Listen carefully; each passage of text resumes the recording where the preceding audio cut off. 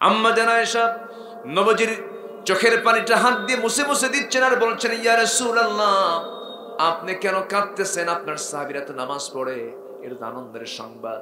রাসূল বলছেন, আয়েশা, মানুষের চোখের পানি দুইটার সময় বের হয়, চরম দুঃখের সময় পানি বের হয়, আর একটু চরম আনন্দের সময় চোখে পানি বের হয়। আয়েশা রে, আমার যে চোখের পানি দেখতেছো, এটা আমার চরম দুঃখের না, এটা আমার চরম আনন্দের চোখের পানি। ওরে আয়েশা, আমি মনে হয় বাঁচবো না। ওরে আয়েশা, আমি মনে হয় দুনিয়া থেকে বিদায় নিয়ে নেব। এই যে আমার চোখের পানি দেখতে পেতে আয়েশা, এই চোখের পানি আসার কারণ হলো, ওরে আয়েশা, আজকে আমার সাহাবীরা আজকে স্বাধীন সময়, স্বাধীন পরিবেশে সুন্দর করে তারা জামাতে নামাজ পড়তে পারতেছে। আমি যখন মক্কায় যখন নামাজ পড়তে যেতাম, সেই সময় আমার রুকুতে যখন যেতাম, আমার পিঠের উপর উঠের পচানারি পড়ে চাপায়া দিত। এই নামাজ কায়েমের সংগ্রাম করতে গিয়ে তায়েফের ময়দানে আমাকে রক্ত ঝরাতে হয়েছে। এই নামাজ কায়েমের সংগ্রাম করতে গিয়ে উহুদের ময়দানে আমার দাঁত হারাতে হয়েছে। এই নামাজ কায়েমের সংগ্রাম করতে গিয়া আমি আমার চাচা আমির হামজাকে হারিয়ে ফেলেছি। আজকে সেই নামাজ কায়েমের দৃশ্য আমাকে চরম আনন্দ দিচ্ছে, এই জন্য আয়েশা আমি কাঁদতেছি। এই কথা বলেই রাসূল আবার শুয়ে পড়লেন আর বলছেন, আয়েশা, মনে হয় আর বাঁচবো না, দুনিয়া থেকে বিদায় নিয়ে নেব। আম্মা জান আয়েশা বলেন, রাসূলকে আমি শোয়া দিলাম, নবীজি দুনিয়া থেকে বিদায় নেবেন। এর পূর্ব সময় আসতে করে আমাকে মুস্কি হাসি মেরে বলছে, আয়েশা, একটা মেসওয়াক এনে দেওয়া যায় নাকি? মেসওয়াক টেনে দাও তো, আমার মুখটা কেমন যেন গন্ধ গন্ধ মনে হচ্ছে। একটা মেসওয়াকের জন্য যখন বলা হলো, আম্মা জান আয়েশা সে সময় রাসূলকে শোয়ায় রেখেছেন, উরুতে তার মাথা রেখেছেন, তিনি উঠবেন কেমনে। সঙ্গে সঙ্গে ভাই আব্দুর রহমানকে ডাক দিয়ে বলছেন, ভাই আব্দুর রহমান, একটা মেসওয়াক এনে দাও তো। বুখারী শরীফের বর্ণনা। যখন মেসওয়াকের কথা বলা হলো, মেসওয়াকে টেনে দিলেন। মেসওয়াকটা যখন তার হাতে দেওয়া হলো, রাসূল বলছেন, আয়েশা, মেসওয়াক টেনে দাও তো। মেসওয়াক যখন তাকে দিবেন, এমন সময় আম্মা জান আয়েশা ভাবলেন নবীজির কষ্ট হবে, মেসওয়াকের আঘাত শক্ত। হাতের মধ্যে নিয়ে আম্মা জান আয়েশা মেসওয়াকটাকে চাবায়া চাবায়া নরম করে দিলেন। চাবায়া চাবায়া নরম করে দিয়ে নবীর হাতে যখন তুলে দিলেন, নবীজি মুস্কি মুস্কি হাসি মেরে মেসওয়াক দিয়ে আগে দাঁত পরিষ্কার না করে মেসওয়াকের আগায় লেগে থাকা আম্মা জানের মুখের থুতুটা লালাটা চুষে চুষে পান করে মুস্কি মুস্কি হাসি মেরে বলছে, আয়েশা, মৃত্যুর পূর্বে আমি তোমার কিছু হক আদায় করার চেষ্টা করলাম, আমি তোমাকে দারুণ ভালোবাসি। এই কথা বললেন। এরপর রাসূল বলছেন, আয়েশা, দেখো তোমার কলিজার টুকরা ফাতিমা কোথায় গেল? ফাতিমাকে খুঁজে পাচ্ছি না, ফাতিমা আমার কোথায়? বলার সঙ্গে সঙ্গে দরজা করে নবীর সামনে হাজির হয়ে গেছেন। নবীর চোখে পানি, ফাতিমার চোখে পানি, কাছাকাছি টেনে নিয়ে কানের মধ্যে মুখ ঢুকায় দিয়ে বলছে, আমার কলিজার টুকরা সন্তান রে, আমি তো দুনিয়া ছেড়ে বিদায় নেব ফাতিমা। আসসালামু আলাইকুম ওয়া রাহমাতুল্লাহি ওয়া বারাকাতুহু। সবাই কেমন আছেন? আমাকে প্রশ্ন করলেন। আল্লাহ তাআলা আমাকে আপনার মতোই আপনার কাতারই রেখেছেন, বলছি আলহামদুলিল্লাহ। আমরা মহান রব্বুল আলামিনের শুকর আদায় করি, যিনি আমাকে আপনাকে এখনো সুস্থ রেখেছেন, নিরাপদে রেখেছেন, ভালো রেখেছেন। আমাদের চেয়ারম্যান মহোদয় তার বক্তৃতার মাঝে তিনি একটি পয়েন্ট উপস্থাপন করেছেন, যেটা এখন গোটা ওয়ার্ল্ডের মুসলিমদের জন্য একটি হৃদয় বিদারক, হৃদয় ক্ষত করার মতো একটি দুঃখজনক ঘটনা। ঠিক আমরা সেই একই পৃথিবীতে আছি, 228টি দেশের সমন্বয়ে এই পৃথিবী, 55,000 বর্গ মাইলের সবুজ ভূখণ্ডের এই সোনার বাংলাদেশে আমরা, আল্লাহ তাআলা আমাদেরকে ভালো রেখেছেন, সুস্থ রেখেছেন, যিনি আমাকে আপনাকে এমন সুন্দর একটি আয়োজনে মুক্ত পরিবেশে আসার বসার তৌফিক দিয়েছেন। বলছি আলহামদুলিল্লাহ, আবারও বলছি আলহামদুলিল্লাহ, চিৎকার মেরে বলছি আল্লাহুম্মা ইন্নী আসআলুকা আল হুদা ওয়াত তুকা ওয়াল আফাফা ওয়াল গিনা। সবাই বলি আল্লাহুম্মা লাকা আসলামতু ওয়া বিকা আমানতু ওয়া আলাইকা তাওয়াক্কালতু ওয়া ইলাইকা আনাবতু ওয়া বিকা খাসামতু। আমরা আল্লাহ তাআলার শুকর আদায় করে নিলাম। সম্মানিত হাজিরিন, আমি সোজা আলোচনার দিকে যেতে চাচ্ছি। আমি আলোচনার সূচনায় সর্বকালের সর্বযুগের সর্বশ্রেষ্ঠ কিতাব, কালজয়ী গ্রন্থ আল কোরআন আল কারীম এর গুরুত্বপূর্ণ একটি সূরা, যে সূরার নাম একটা মহিলার নামে। আর কোরআনে কারীমের ভিতরে আল্লাহ তাআলা একজন মহিলার নামই উল্লেখ করেছেন। সূরা মারিয়াম থেকে আমি 4টি আয়াতে কারীম আমি তেলাওয়াত করেছি। তেলাওয়াতকৃত আয়াতগুলোকে সামনে রেখে আমি কিছু কথা বলতে চাচ্ছি। আমাকে সময় দেওয়া যাবে তো? আমি কেন বললাম, অনেকে আলোচনা শেষ না করেই চলে যান, এই জন্য বলছি আমাকে সময় দেওয়া যাবে তো ইনশাআল্লাহ? আল্লাহ তাআলা আমাদের সবাইকে শেষ অবধি থাকার তৌফিক দান করুন। তবে আমাদের মাননীয় চেয়ারম্যান মহোদয়, ওনার ব্যস্ততা আছে। আমি কিন্তু ওনাকে আবার এটার ইনক্লুড করি, যে ওনার ব্যস্ততা আছে, উনি যেতে পারবেন, সমস্যা নাই। মানে আমি তো বলতেছি এই জন্য, হ্যাঁ হ্যাঁ হ্যাঁ আমি বুঝতেছি, সমস্যা নাই, কিন্তু ওনার সাথে যেন আপনারা আবার দৌড় মারেন না। যেহেতু চেয়ারম্যান চলে গেছে, আমরা যাচ্ছি, এটা যেন না হয়। তো উনি ওনার সংক্ষিপ্ত কথার ভিতরে খুবই দামি, মুক্তা খচিত কিছু কথা তিনি বলেছেন। তিনি কিছু মানে মিষ্টি কথা নয়, কিন্তু কথাগুলো হক কিছু কথা তিনি বলেছেন। আল্লাহ তুমি তার কথার ভিতরে বরকত দিয়ে দাও। জোরে বলি আল্লাহুম্মা আমিন।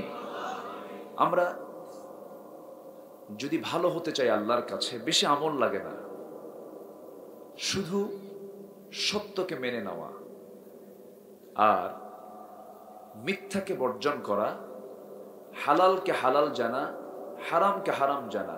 ওয়ালাম আযিদ আলা যালিকা শাইআন। এক সাহাবী বলেন, ইয়া রাসূলুল্লাহ, আমি যদি এই 4টার বাইরে আর কিছু না করি, কি তুমি জান্নাত পেয়ে যাবে? জোরে বলি সুবহানাল্লাহ। আমাদের সবচেয়ে বড় সমস্যা কি জানেন? আমরা ভুল করি কিন্তু সরি বলি না।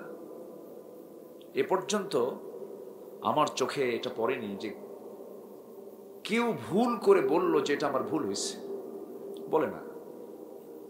ভুল হয় না ফেরেশতার। কার ভুল হয় না? মানুষের ভুল আছে না নাই? বলেন তো, আমার দেশে কেউ ভুল স্বীকার করে? কেউ কইছে সরি? কয় না তো। নিজেকে জেতার জন্য যে একটা চেষ্টা, নিজের স্বার্থকে, নিজের কায়ামি স্বার্থকে বিজয়ী করার জন্য একটা মুজাহাদা। আলহাকুমুত তাকাসুর হাত্তা যুরতুমুল মাকাবির। একে অপরের বেশি পাওয়ার ধান্দা তোমাদেরকে কবরের দিকে নিয়ে যাচ্ছে, ধ্বংসের দিকে ঠেলে দিচ্ছে। কথা একটা কার? আল্লাহ তাআলা। আমরা সত্যকে সত্য জানবো, মিথ্যাকে মিথ্যা জানবো। আমরা সত্যের পথের পথিক হব। জোরে বলি ইনশাআল্লাহ। এই কিতাব মিথ্যাবাদী হতে বলে না, সত্যবাদী হতে বলে? সত্যবাদী হতে বলে। আমরা সত্যবাদী হব। জোরে বলি ইনশাআল্লাহ। সেই মহাসত্য, শুধু কোরআন শুধু সত্য না, মহাসত্য আল কোরআন থেকে আমি কিছু কথা বলতে চাচ্ছি। ওয়ামা তাওফীকি ইল্লা বিল্লাহ আলাইহি তাওয়াক্কালতু ওয়া ইলাইহি উনীব।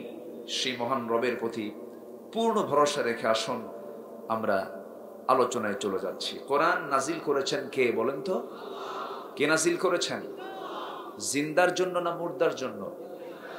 কিন্তু আজকে কোরআন তেলাওয়াত হয় মরার আগে বেশি না মরার পরে বেশি? বাড়িতে মারা গেছে একজন, বাস গোটা বাড়ি শুধু কোরআন তেলাওয়াত হচ্ছে, সারা বছর গান বাজনা চলছে। আস্তে এখন কোন আছে না নাই? সারাক্ষণ আমার ভাবিরা স্টার জলসা, স্টার প্লাস নিয়ে বসে থাকে। আমি কি ভুল বলছি?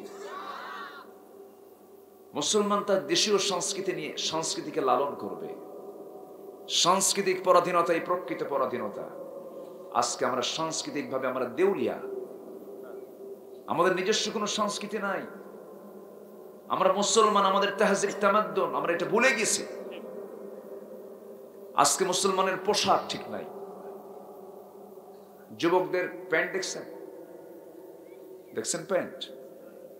প্যান্টের হাঁটু ফাটা, এটা কি মুসলমানদের কালচার বলেন তো? মাথার চুলের সাইজ দেখছেন? চুল কেমন? দুই দিকে চুল নাই, পিছনেও চুল নাই, চামড়া বের করা, কাউয়া কাটিং আছে না নাই?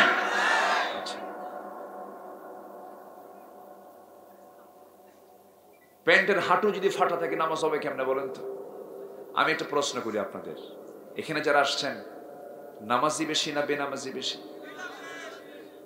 আমি কিন্তু বলতেছি না। আচ্ছা, আমি যদি আরেকটা প্রশ্ন করি, এখানে যারা বসে আছেন বিড়ি খাওয়া লোক বেশি না বিড়ি ছাড়া লোক বেশি? বল, তাহলে আমাদের প্রবলেম আছে, আসতে খাওয়ায় আছে না নাই? অথচ আমরা মুসলমান, আমরা কি বিড়ি খাওয়া দেখে মনে হয় কোন নবী মনে হয় বিড়ি খাইছে নাকি? পৃথিবীর কোন আম্বে কেরাম কোন নবী কি বিড়ির টান দিয়েছেন?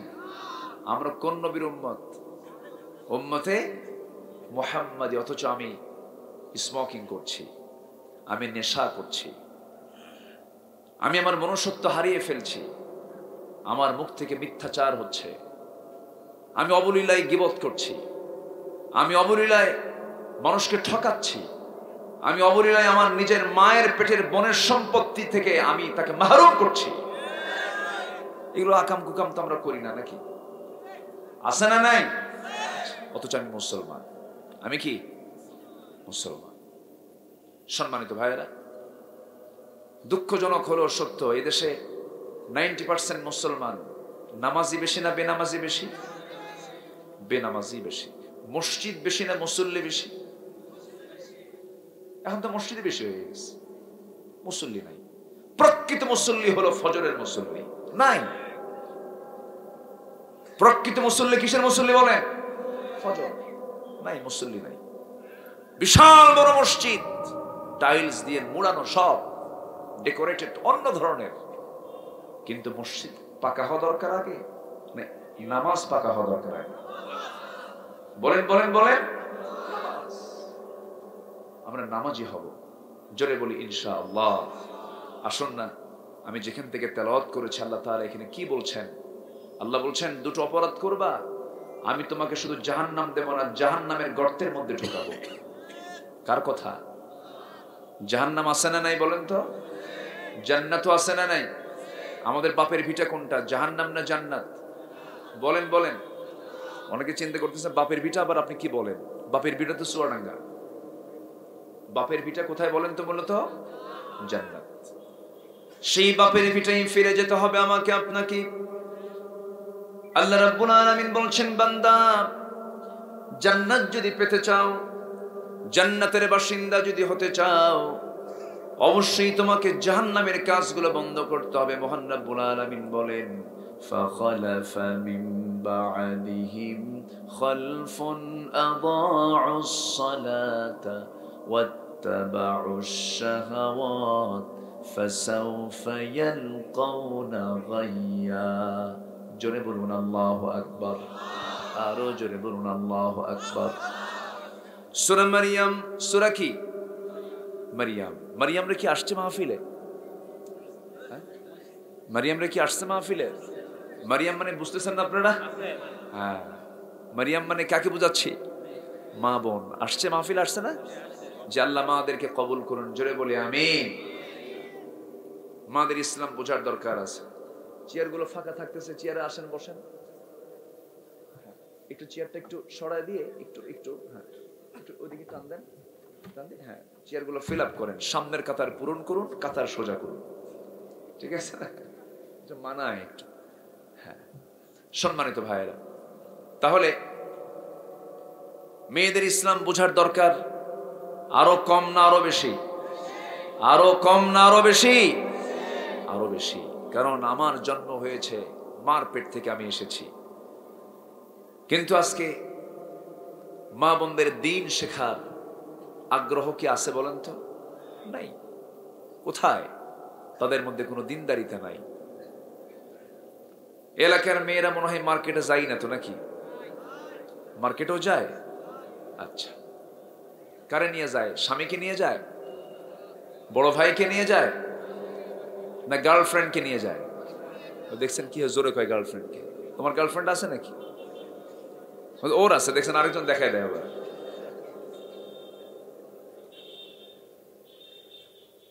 আমার মায়েরা, আপনার নামে একটা সূরা নাযিল হয়েছে। একজন নারীর নামে মহান রব্বুল আলামিন সূরা নাযিল করেছেন, তার নাম হলো মারিয়াম।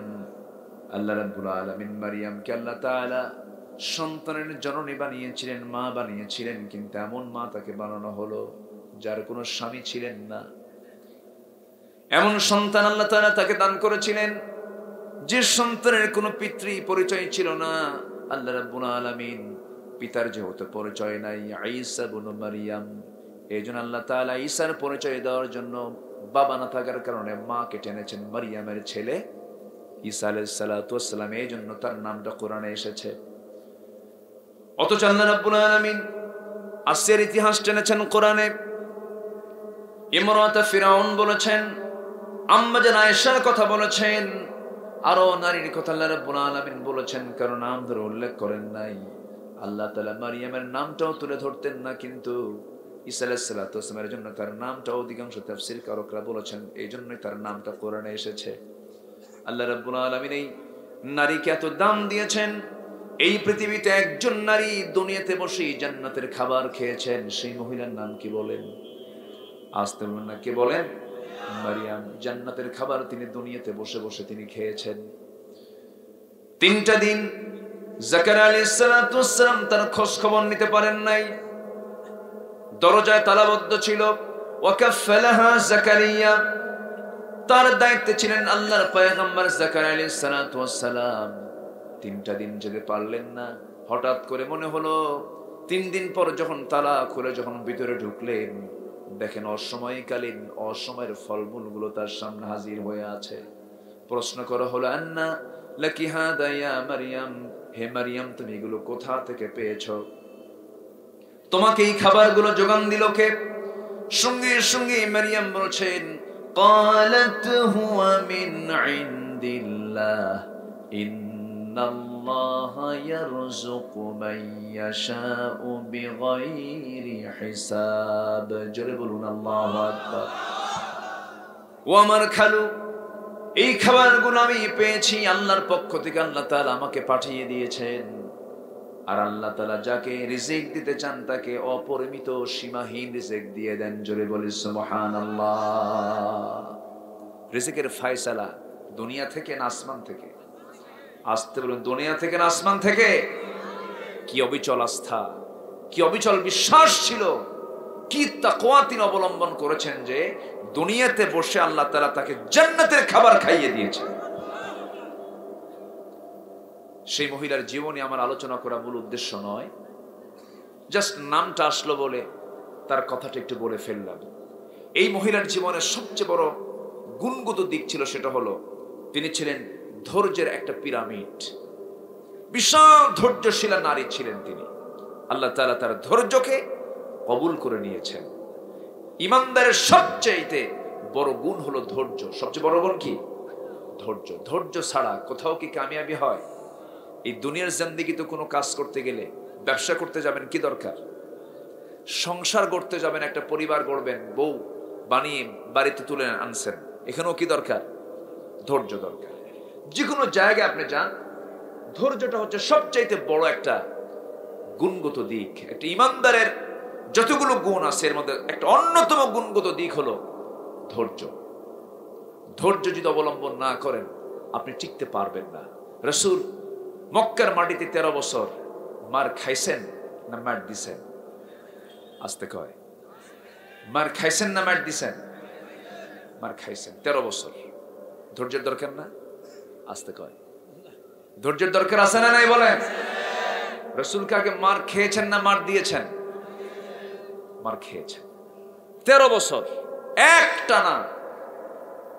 রাসূল শুধু মারই খেয়েছেন। সাহাবা কেরামকে ঘাড় ধাক্কা দিয়ে দেশ থেকে বের করে দেওয়া হয়েছে, সম্পত্তি ক্রয় করা হয়েছে, মালামাল জব্দ করা হয়েছে, দলীয় নিবন্ধনকে বাতিল করে দেওয়া হয়েছে। সাহাবে কেরামকে জেলখানায় আটকে রাখা হয়েছে। খাব্বাবকে মারতে মারতে এক পর্যায়ে জ্বলন্ত অঙ্গারের উপরে চিৎ করে শুয়ে রেখেছে। সাইয়েদনা বেলালকে জিহবার মুখের মধ্যে হাত ঢুকাইয়া জিহবার টান মেরে বের করে জিহবার ভিতরে বাবলা গাছের কাঁটা ঢুকাই দেওয়া হয়েছে। এরপরেও তারা ধৈর্যের পরিচয় দিয়ে টিকে থেকেছেন কার পথে? আসতে বলবেন না, কার পথে? আল্লাহর পথে। তবে হ্যাঁ, শুধু মায়ের খেলেই হবে না, মায়ের খাওয়া সুন্নাত, প্রয়োজনের পরিপ্রেক্ষিতে মায়ের দেওয়া সুন্নাত। মুসলমান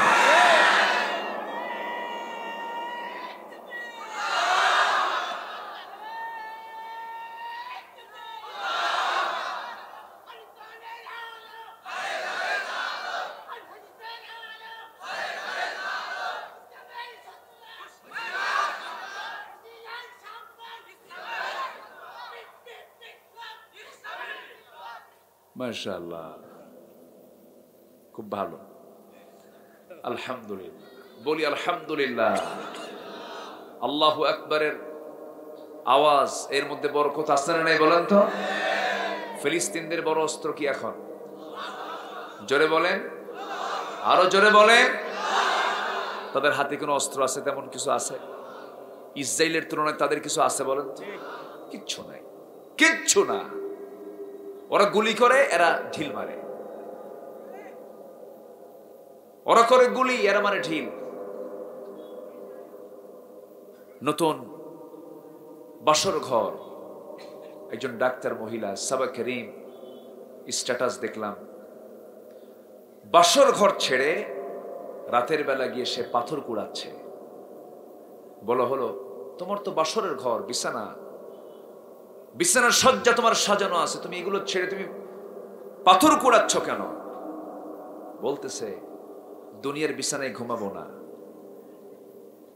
দুনিয়ার বিছানায় আমি ঘুমাতে আসিনি, ঘুমাবো জান্নাতের বিছানায় গিয়ে, শত্রুকে মোকাবেলা করতে চাই। কি চেতনা তাদের মধ্যে কাজ করে, আমাদের মধ্যে কি চেতনা কাজ করে? সম্মানিত ভাইয়েরা, অনেক কথা আছে, আস্তে আস্তে করে বলবো। কেউ ভাববেন না যে আমি কোনো দলীয় এজেন্ডা নিয়ে এখানে আসছি। তবে আমি কোরআন থেকে কথা বলবো, কার গায়ে লাগলো আর কার গায়ে লাগলো না এটা চিন্তা করার সময় আমার নাই, ঠিক কিনা? তবে যারা ভালো তারা খুশি হবেন, সোর্স যারা খুশি হবে না। আসতে কোন কেন? কোরআন কি চোরের পক্ষে কথা বলে? ডাকাতের পক্ষে? রাস্তার টাকা মেরে খাওয়া যায় তাদের পক্ষে কথা বলে? কষ্ট পাচ্ছেন? আলোচনা করি, জোরে বলি ইনশাআল্লাহ। শোনেন, দুনিয়ার তালিকায় আমি মুসলমান থাকতে পারি, কিন্তু দুনিয়ার তালিকায় মুসলমান থেকে লাভ নাই তো। আল্লাহর তালিকায় মুসলমান থাকতে হবে। মুসলমান এক বেচারি অফিসে গেছে তার আইডি কার্ড নেওয়ার জন্য। আইডি ওই যে আছে না, আইডি কার্ড যে করতে হয়, ভোটার আইডি। নির্বাচন কমিশনে গেছে তার আইডি নেওয়ার জন্য। বেচারির নাম হলো নজিবুল্লাহ। তো আইডি কার্ড তোলার দিন যায়, দেখে ওর নামে লেখা আছে নাউজুবিল্লাহ। কি লেখা আছে? কাম হবে না তো। দুনিয়ার তালিকায় আপনি নাজিবুল্লাহ ঠিকই আছেন, কিন্তু আল্লাহর তালিকায় নাউজুবিল্লাহ, লাভ তো নাই। দুনিয়ার সম্মান আমরা পেতে চাই না, আমরা আখিরাতের সম্মান পেতে চাই। দুনিয়ার কোনো পদ পদবি আমাদের দরকার নাই, আমাদের দরকার কাকে পাওয়া। আসতে বলবেন না, কাকে পাওয়া? আল্লাহকে। যে আল্লাহকে পাইছে তার সব পাওয়া হয়ে গেছে। মাল্লাহুল মাওলা ফালাহুল কুল। যদিও এটা কোনো, এটা একটা মানে একটা প্রবাদ, যার মাওলা আছে তার সব আছে। যেরকম সুবহানাল্লাহ। আল্লাহ আমার রব, এই রবি আমার সব। বলেন, আল্লাহ আমার রব, এই রবি আমার সব। দমে দমে তনু মনে তারি অনুভব। আল্লাহ আমার রব, এই রবি আমার সব। তোমার মদদ পেলে আমি আর না কিছু চাই, তোমার প্রেমের অনল আমি কি দিয়ে নে ভাই। যার হয়েছ তুমি তার নেই যে পরাভব, নেই যে পরাভব। আল্লাহ আমার রব, এই রবি আমার সব। আল কোরআনের পথ, এই পথই আসল পথ। অন্য পথে অন্য মতে নেই যে রহমত। আল্লাহ আমার রব, এই রবি আমার সব। আল্লাহ কবুল করুন। এক নাম্বার কে? নাম্বার 2 কে? মুহাম্মদ সাল্লাল্লাহু। সে কোন বন্ধু বলো বেশি বিশ্বস্ত? সে কোন বন্ধু বলো বেশি বিশ্বস্ত? কার কাছে সব কথা বলা যায়, কার কাছে মন খুলে দেয়া যায়। হওয়া যায় বেশি আশ্বস্ত, তার নাম আহমদ, বড় বিশ্বস্ত।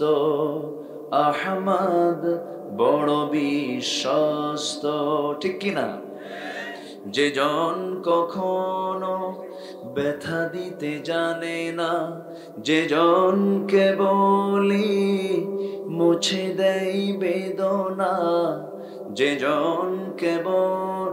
জন কখনো ব্যথা দিতে জানে না, যে জনকে বলি মুছে দেই বেদনা।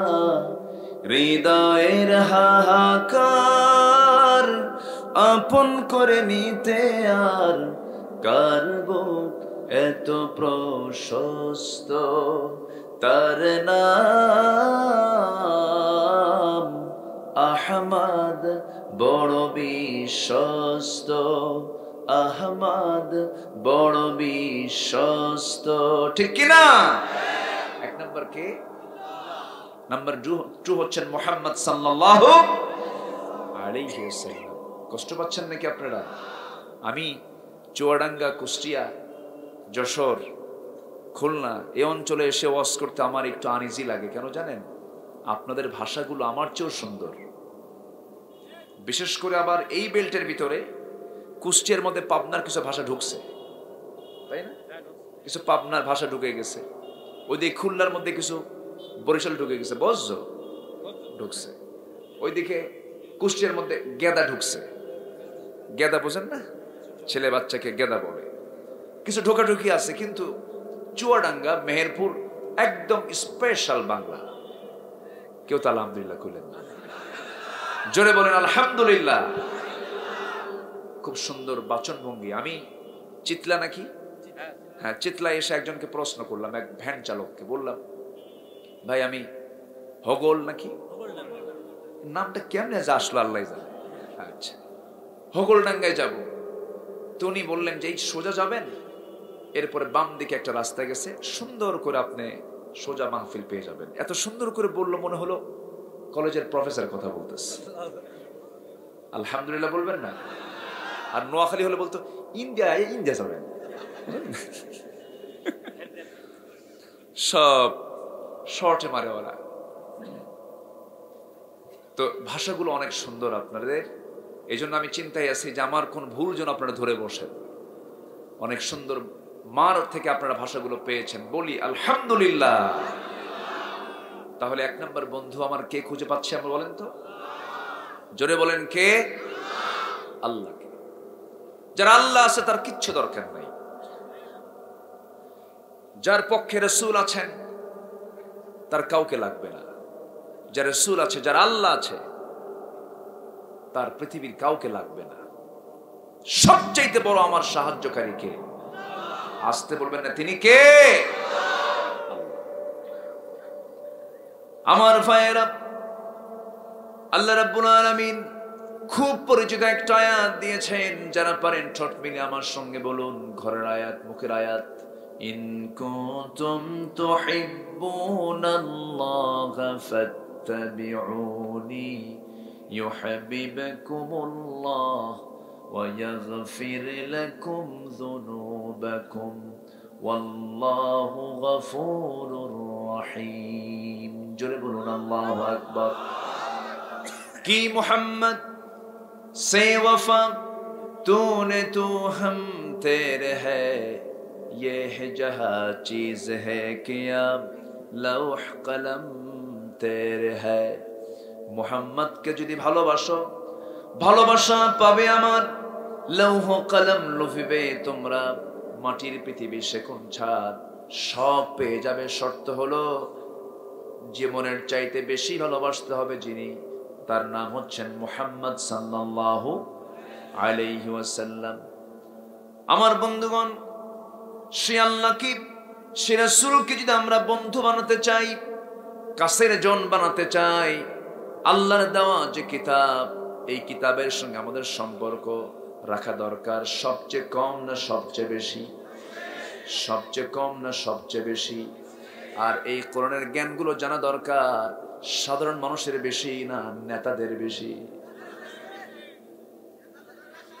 বলবো কথা বলবো।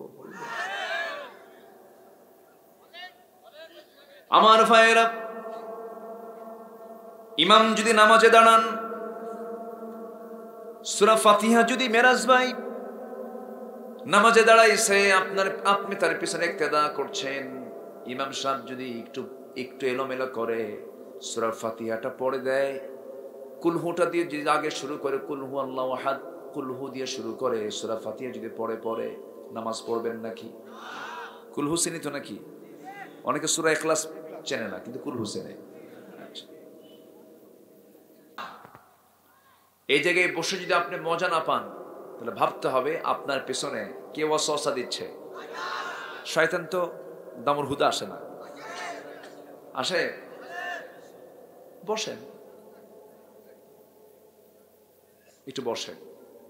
কত সময় তো দিলাম, রাত ৩টার দিকে বিশ্বকাপ খেলা, ২টার দিকে উঠে উজু করে দোয়া করে আল্লাহ আমার দল যেন জিতে।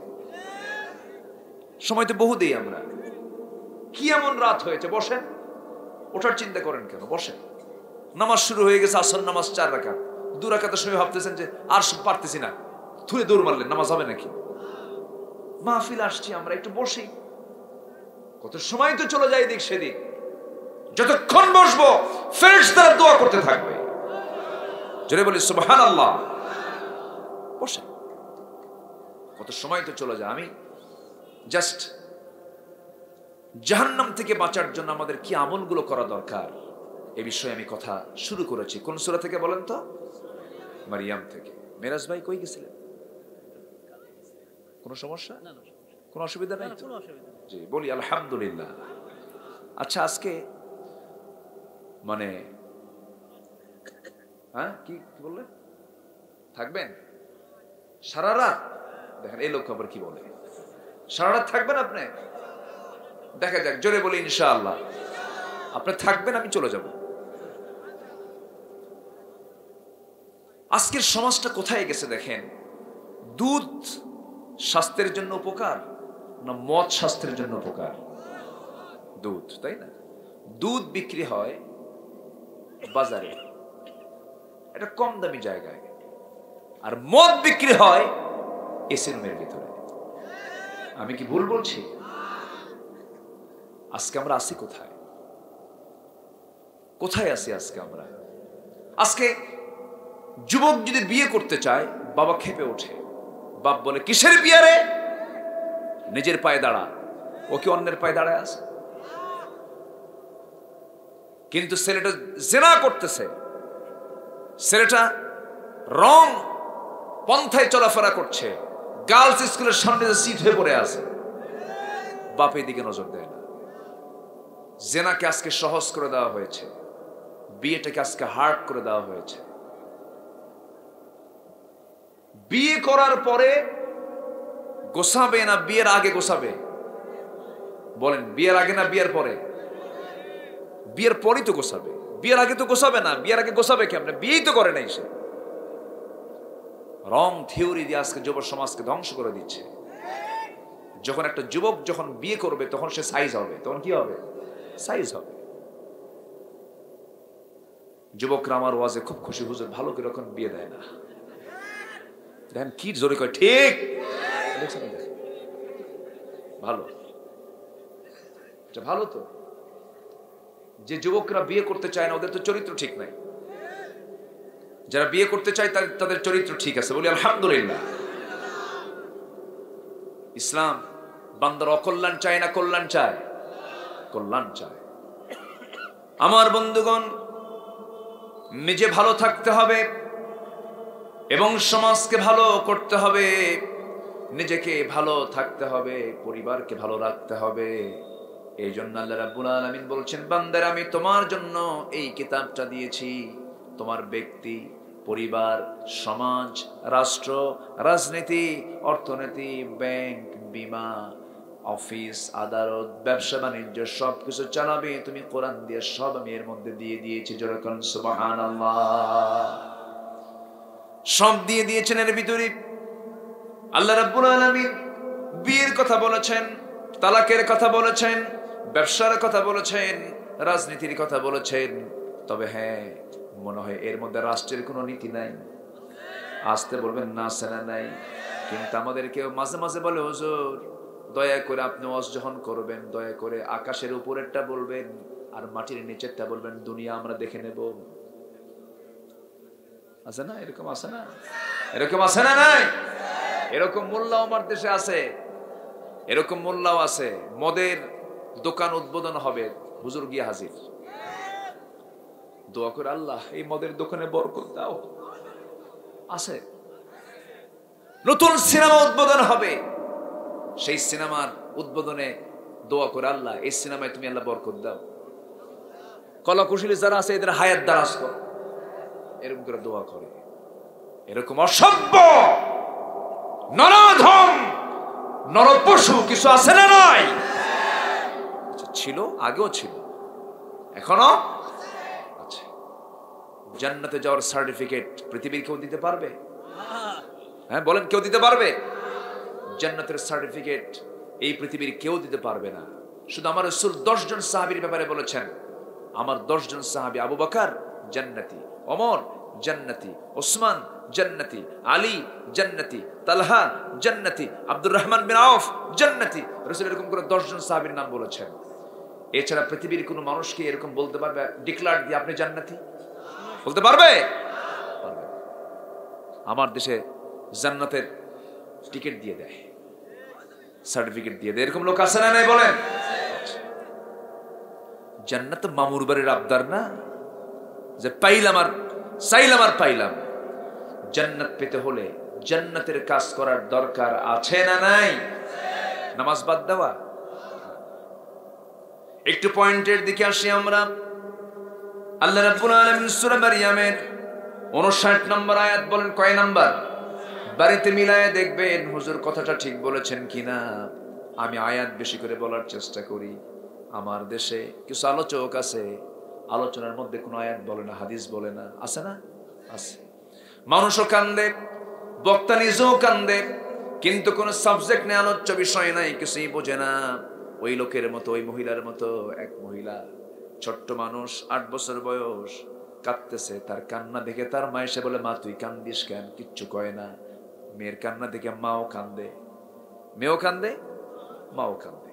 মেয়ে মার কান্না দেখে প্রতিবেশী যারা আসছে তারা এই দৃশ্য দেখে সব কান্দে। তো কান্নার রোল পড়ে গেছে। শেষে এখন সবাই মিলে বলতেছে, আচ্ছা মা তুমি 8 বছর বয়স, তুমি যে কান্দতেছো এর কান্নার কারণটা কি? আমরা তো সবাই কানলাম 100, তুমি কানলা কেন? বলতেছে, মা আমি এই জন্য কাঁদতেছি, আমার বয়স এখন 8 বছর, আমার যখন 16 বছর হবে তখন আমার বিয়ে হবে। বিয়ে হওয়ার পর আল্লাহ আমাকে একটা ছেলে দিবেন, সেই ছেলের বয়স যখন 8 বছর হবে, যদি মইরা যায় তাহলে বাঁচবো কেমন? এই জন্য কাঁদতেছে। কি কথা কি বুঝতেছেন আপনারা? এই হচ্ছে অবস্থা। আমরা আজকে একটা ধারণা নিয়ে যাব, জাহান্নামে যাওয়ার জন্য, জাহান্নামের গর্তে যাওয়ার জন্য আল্লাহ তাআলা বলছেন এই সমস্ত অপরাধগুলো যদি করিস আমি তোকে শুধু জাহান্নাম দেব না, জাহান্নামের গর্তের মধ্যে ঢুকাবো। কার কথা? আল্লাহর কথা। আল্লাহ কি ওয়াদা ভঙ্গ করবেন? ভঙ্গ করবেন না। জাহান্নাম বানাইছেন কার জন্য? আস্তে কয় মানুষকে, অমানুষের জন্য। মানুষ কোন কেন? জাহান্নাম বানাইছে কার জন্য? আর জান্নাত বানাইছে? এখন কোন পৃথিবীতে মানুষ বেশি না অমানুষ বেশি? আমরা কি হতে চাই? মানুষ। আমার বন্ধুগণ, অমানুষের জন্য জাহান্নাম। তবে একজন নবী আল্লাহ তাআলাকে সাহস দিয়ে বলে ফেলেন, সাহস করে বলে ফেললেন, আল্লাহ তুমি তো রহমান, তুমি তো রহিম, তুমি তো গফফার, তুমি তো গফুর, সবচেয়ে বেশি দয়া তোমার বেশি। হ্যাঁ, আমি তো সবচেয়ে বড় দয়ালু। সেই নবী বলে ফেলেন, আল্লাহ তুমি যদি রহমান হও, তুমি যদি রহিম হও, তুমি যদি গফফার হও, বান্দার জাহান্নাম দেওয়ার জন্য তুমি আল্লাহ কেমন করে জাহান্নাম বানাইছো? তোমার কি দয়া মায়া হবে না? জাহান্নাম কেন বানাইলা? বলেন তো, এমন জাতীয় প্রশ্ন সকল নবীদের মধ্যে কোন নবী করতে পারেন? দেখছেন, ওয়াজ সবাই পারে। বলি আলহামদুলিল্লাহ। নবীর নাম কি বলেন তো? মুসা। কারণ একজন নবী এরকম করে কথা বলতেন। এই কিতাবের ভিতরে কোরআনটা নাযিল হয়েছে নবীর উপরে, আর যে নবীর উপরে কোরআন নাযিল হলো তার নাম যতবার এসেছে তার চাইতে বেশি নাম এসেছে কোন নবীর বলেন? মুসার। আমার নবীর নাম 4 জায়গায় আসছে, ওয়ামা মুহাম্মাদুন ইল্লা রাসূল, মুহাম্মাদুর রাসূলুল্লাহি ওয়াল্লাযীনা মাআহু আশিদ্দাউ আলাল কুফফারি রুহামাউ বাইনাহুম। আমার নবীর নাম যতবার এসেছে তার চাইতে বেশি মুসার নামটা এসেছে। আল্লাহ রাব্বুল আলামিন মুসার দামটা অনেক বেশি বাড়িয়ে দিয়েছেন, অনেক সম্মান তাকে দিয়েছেন। এর মধ্যে 1 নাম্বার কারণ হলো, এই পৃথিবীতে সবচেয়ে তাগুতের শক্তির গডফাদার ছিল ফেরাউন। ফেরাউনকে মোকাবেলা করে সফল হয়েছেন কোন নবী? আসতে বলবেন না, কোন নবী বলেন? হাতের মধ্যে তার কি থাকতো? আসতে বলবেন না, কি থাকতো? লাঠি থাকতো। শুধু তসবিহ নিলে হবে না, প্রয়োজনে মুসার শক্ত লাঠিও হাতে নিতে হবে। ঠিক কি না? মুসা আলাইহিস সালাম খুব দামি নবী ছিলেন। একদিন বলছেন, আল্লাহ তুমি কেন জাহান্নাম বানাইছো? তোমার কি দয়া মায়া নাই? দেখেন কি পেঁচ লাগাই দিচ্ছে। তোমার দয়া মায়া সবচাইতে বেশি। তুমি আল্লাহ তুমি কেমন করে জাহান্নাম বানায় জাহান্নামের মধ্যে বান্দাকে ফেলবা? তোমার কি দয়া মায়া নাই? আল্লাহ বলছেন, মুসা প্রশ্ন যখন করেছো জবাব তো তোমাকে দিতেই হবে, জবাব তোমাকে আমি দিয়ে দেব। মুসা আলাইহিস সালাম মাঝে মাঝে আল্লাহকে বিভিন্ন প্রশ্ন করতেন। একদিন আল্লাহকে বলছেন অনেক রাতে, আল্লাহকে বলছেন, আল্লাহ একটা প্রশ্ন করি। কি প্রশ্ন? আমার তো মাঝে মাঝে ঘুম ধরে, তোমার কি ঘুম ধরে না? আল্লাহ বললেন, মুসা আমি তো কখনো ঘুমাই না। আল্লাহ তুমি তো ঘুমাও না আমি জানি, কিন্তু এরপর আমি তোমাকে প্রশ্ন করলাম কারণ আমি তোমাকে ভালোবাসি। আল্লাহ তুমি আমাকে একটু বুঝায় দাও। আল্লাহ বলছেন, আয়াতুল কুরসির তাফসীর আসছে, সেই সময় আল্লাহ তাআলা বলছেন, হে মুসা তুমি হাতের মধ্যে গ্লাস নাও। গ্লাস নিয়েছেন, গ্লাসটা নিয়ে মনটা খারাপ করে বসে আছেন। আল্লাহ বলছেন, মুসা মন খারাপ কেন? তিনি বলছেন, আল্লাহ গ্লাস ধরার দায়িত্ব কোনো দায়িত্ব হলো নাকি? আল্লাহ বলেন, আগে ধরো মুসা। সঙ্গে সঙ্গে মুসা আলাইহিস সালাম যখন ধরেছেন, আল্লাহ তাআলা তার মধ্যে ঘুমের ভাব পয়দা করে দিয়েছেন। ঘুম যখন চলে আসে, গ্লাস থাকার কথা না পড়ে যাওয়ার কথা, যখন পড়ে গেছে তখন বলে ফেলেছেন, ইন্না লিল্লাহ। আল্লাহ বলছেন, মুসা দায়িত্ব নাকি ছোট হলো? গ্লাস কেন পড়লো? আল্লাহ গ্লাস তো আমার হাত থেকে পড়তো না, এই সময় তোমার ঘুমটা দেওয়ার কি দরকার ছিল কও তো আল্লাহ। জোরে কান সুবহানাল্লাহ। এরকম করে মজা করে কথা বলতেন। খুব সাহসী নবী ছিলেন, কাউকে তিনি পাত্তা দিতেন না। ফেরাউনকে কালিমার দাওয়াত দিতে কোনো ভয় পান নাই, চুল পরিমাণ কোনো ভয় পান নাই তিনি কখনো। একমাত্র ভয় পেতে হলে ইমানদার ভয় পাবে কাকে? আল্লাহ ছাড়া কাউকে ভয় করা তো জায়েজই নাই। ভয় করা যাবে? ভয় করা যাবে না। ভয় করলে শিরিক হবে। ভয় করলে কি হবে? শিরিক হয়ে যাবে। মুসা আলাইহিস সালাম তবে একদিন কথা বলতে নিয়ে আল্লাহ তাআলা তাকে শিক্ষা দিলেন। কোন বান্দা কখনো সবচেয়ে বড় জ্ঞানী বলতে পারে না। তবে একদিন মুসা আলাইহিস সালামকে একজন প্রশ্ন করেছে, মুসা এই পৃথিবীর মধ্যে সবচেয়ে জ্ঞানী মানুষটাকে? আমি। মুসা কি বলতেছেন? আমি সবচেয়ে জ্ঞানী। আল্লাহ বলছে, মুসা এই কথা আমার দারুণ লেগে গেছে, তুমি কেমন করে এই কথা বললা, তোমার চোখ জ্ঞানী আছে? আল্লাহ কে আছে? আচ্ছা ঠিক আছে, দেখবা নাকি? হ্যাঁ দেখবো আমি। আল্লাহ বললেন, ও মুসা দেখতে যদি চাও তোমার সফর সঙ্গে সাথে নিয়ে নাও, রওনা দিয়ে দাও ভাজা মাছ নিয়ে। ভাজা মাছ নিয়ে রওনা করলেন। ভাজা মাছ যেখান থেকে তাজা হয়ে যে দিক দিয়ে রওনা দেবে সেই দিক দিয়ে তোমার পথ, সেদিক দিয়ে তুমি চলতে থাকবে। কিন্তু ব্যাগ থেকে ভাজা মাছ কখন বের হয়ে গেছে টের পান নাই। ব্যাগ খুলে দেখে মাছ নাই। আবার তিনি ফিরলেন, ব্যাগ করলেন, লাইন খুঁজে পেলেন। খুঁজতে খুঁজতে দেখি, খুঁজতে খুঁজতে সেই লাইন পেলেন। সেই সুড়ঙ্গের মধ্যে দিয়ে ঢুকতে ঢুকতে গিয়ে একদম এমন একটা জায়গায় গেলেন, সেই জায়গায় গিয়ে দেখেন একজন আল্লাহর পছন্দের গোলাম, তিনি বসে আছেন, আল্লাহর জিকির করছেন, আল্লাহর নাম নিচ্ছেন। তার নাম হলো খাদির। খিদির আলাইহিস সালাতু ওয়াস সালাম বসে আছেন। সামনে গিয়ে দাঁড়ায়া বলছেন, আপনি কে? আপনার পরিচয়টা কি? সঙ্গে সঙ্গে তিনি বলছেন, আমি আল্লাহর একজন বান্দা, আমার নাম খিজির আলাইহিস সালাতু ওয়াস সালাম। আপনি কে? আমি হলাম মুসা আলাইহিস সালাতু ওয়াস সালাম। ভালো কথা। এবার তিনি বলছেন, আপনি কি চান আমার কাছে বলুন। তিনি বলছেন, আপনার কাছে আল্লাহ তাআলা আমাকে পাঠায়েছেন, আমি একটু আপনার সহচর্যে থাকতে চাই। দেখেন, মুসাকে শুধু প্রশ্ন করেছে সবচেয়ে বড় জ্ঞানী কে? কি বলেছেন? আমি। এই আমির জবাবটা আল্লাহ কোথায় নিয়ে গেছেন দেখেন। বান্দা কখনো চুল পরিমাণ কখনো নিজের আমিত্ব প্রকাশ করতে পারে না। আল্লাহ তাকে ছাড়লেন না, চলে গেলেন। আল্লাহর এক পছন্দের গোলামের কাছে তাকে পাঠায় দেওয়া হলো। খিজির বললেন, ও আল্লাহর পয়গম্বর মুসা, বনি ইসরাইলের নবী মুসা, এই ইসরাইল যে আপনারা শুনতেছেন, ইসরাইলের নবী কে ছিলেন? এই মুসা আলাইহিস সালাতু ওয়াস সালাম। কিন্তু আচরণ কি খারাপ করছে না ভালো করছে? খারাপ করছে। আচরণ কি খারাপ করছে না ভালো করছে? খারাপ। চরম উদ্ধত বাঁকা জাতির নাম হলো ইহুদি জাতি। পৃথিবীতে সবচেয়ে বড় মিথ্যুক, প্রতারক, লোভী এবং হিংসুক জাত হচ্ছে ইহুদির বাচ্চারা। সম্মানিত ভাইয়েরা, অনেক নবীকে তারা হত্যা করেছে, অনেক নবীকে। জাকারিয়া আলাইহিস সালাতু ওয়াস সালামকে করাত দিয়ে চিরে দুই টুকরা করে শহীদ করেছে। তার ছেলে ইয়াহয়া আলাইহিস সালাতু ওয়াস সালামকে জবর করে রানীর সামনে নবীর মাথা উপহার দিয়েছে। ইহুদির বাচ্চারা, এরা কি আমাদেরকে ছাড়বে? সুযোগ পাইলে ছাড়বে? ছাড়বে না। এদেরকে বন্ধু বানানো যাবে? বন্ধু বানালে তুমি তাদের মতোই হয়ে যাবা। সূরা মায়েদার একটা আয়াত আল্লাহ তাআলা বলে দিয়েছেন, এইজন্য তাদেরকে বন্ধু মনে করা যাবে। লা তাত্তাখিদুল ইয়াহুদা ওয়ান নাসারা। বলবো কখন? সময় তো নাই। কয় দিকে যাই? মনে হচ্ছে আমি 3 দিন ধরে ওয়াজ করি, সময় তো নাই। একদিনই হয় না মাহফিল, 3 দিন খুঁজতেছে, ঠিক কিনা?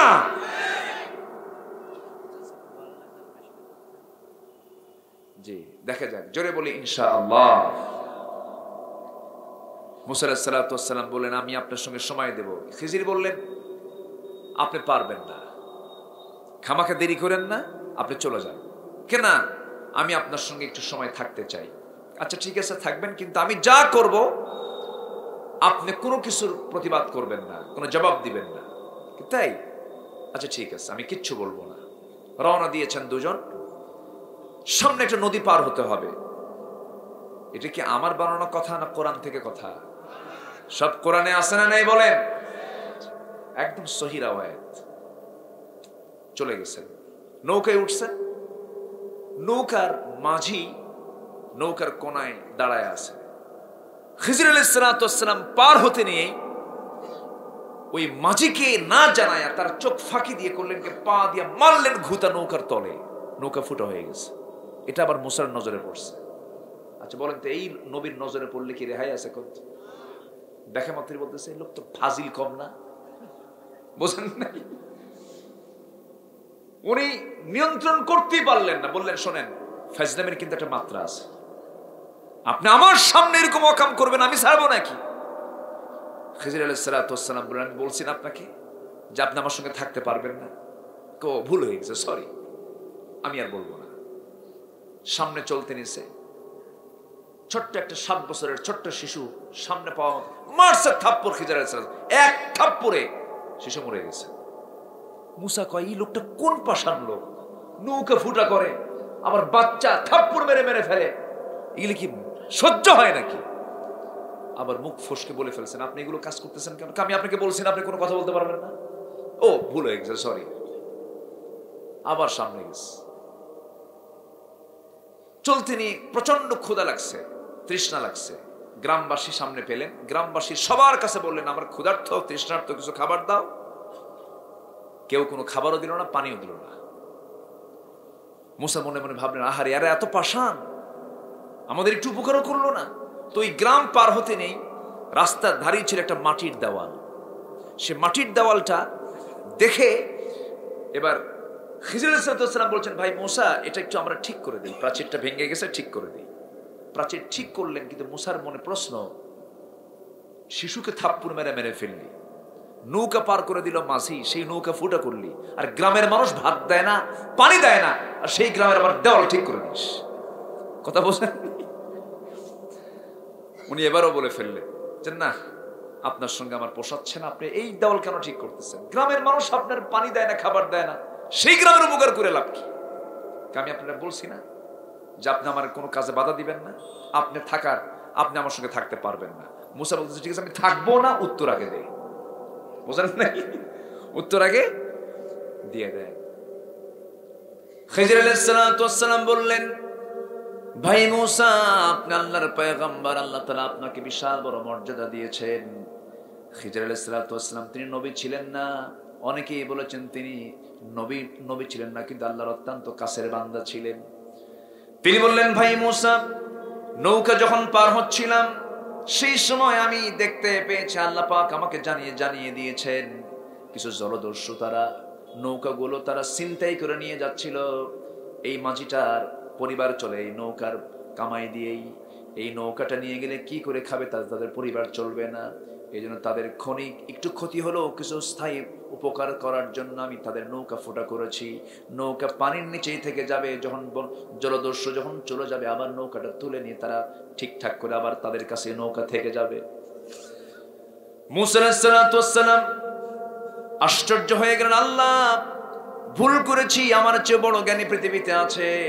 নাম্বার 2, আমি যে থাপ্পড় মারলাম শিশুটাকে, শিশুর বাবা শিশুর মা খুব ভালো আবেদ, খুব ভালো মানুষ ছিল, তারা দুনিয়া থেকে বিদায় নিয়েছে। আমি একে থাপ্পড় মারছি এই জন্য, কারণ এই ছেলেটা বড় হলে বদ হবে, দুষ্ট হবে, অসামাজিক কাজ করে ফেলবি, বাপ মার কবরে তাদের শাস্তি হবে।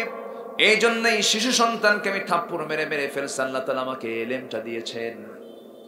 এরপরে যে গ্রাম দিয়ে যাচ্ছিলাম সেই গ্রামের মানুষ আমাদেরকে খাবার দেয় নাই, পানি দেয় নাই, ভালো কথা, কিন্তু যে বাড়ির দেওয়ালটা আমি ঠিক করে দিয়েছি সেই বাড়ির মূল মালিকটা মারা গেছে।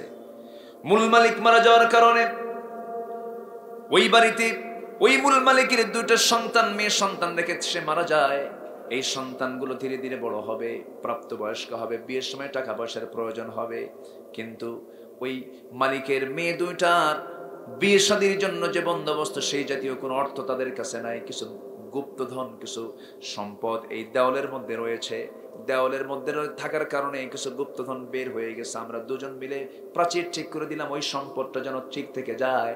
বিয়ের সময় হবে, প্রাচীরটা ভেঙে গুপ্তধনটা বের করে তাদের বিয়ের বন্দোবস্ত হয়ে যাবে। মুসা আলাইহিস সালাম আল্লাহর কাছে সেজদা দিয়ে বলতেছে, আল্লাহ জীবনে আর কমুন, আমি সবচেয়ে বড় জ্ঞানী। আল্লাহু আকবার বলেন। সবচেয়ে বড় জ্ঞানী কে? আসতে বলবেন না, কে? আল্লাহ। সেই মুসা আলাইহিস সালাম আল্লাহকে বলেন, আল্লাহ তুমি জাহান্নাম কেন বানাইছো? তুমি তো রহমান, তুমি তো রহিম, তুমি তো গফফার, তুমি তো গফুর। জাহান্নাম তো তুমি বানাইছো, কিন্তু তোমার নামের সঙ্গে এটা যায় না, একটু আমাকে বুঝায় দাও তো আল্লাহ। আল্লাহ বলছেন, মুসা তোমাকে বোঝানোর জন্য প্র্যাকটিক্যাল বোঝাতে হবে। তাফসীর এসেছে, আল্লাহ বলেন, মুসা তুমি এই মুহূর্তেই একটা জমি সিলেকশন করে ফেলো, জমিতে তুমি গম লাগায় দাও। গম লাগায় না, গম ছিটায়। বলেন এলাকায় কি করে? গম লাগায় না ছিটায়? গম ছিটায় দিলেন। গম যখন ছিটায় দিলেন, গমটা বড় হলো, পাকলো। সেই গমগুলো তিনি কাটলেন, গমগুলো তিনি বাড়িতে নিয়ে আসলেন। আর যে নাড়াগুলো রয়ে গেল, আর যে অকেজো কিছু গম রয়ে গেল, অকেজো গমগুলো এবং নাড়াগুলোতে তিনি আগুন ধরায় দিচ্ছেন। এমন সময় আল্লাহ বলছেন, মুসা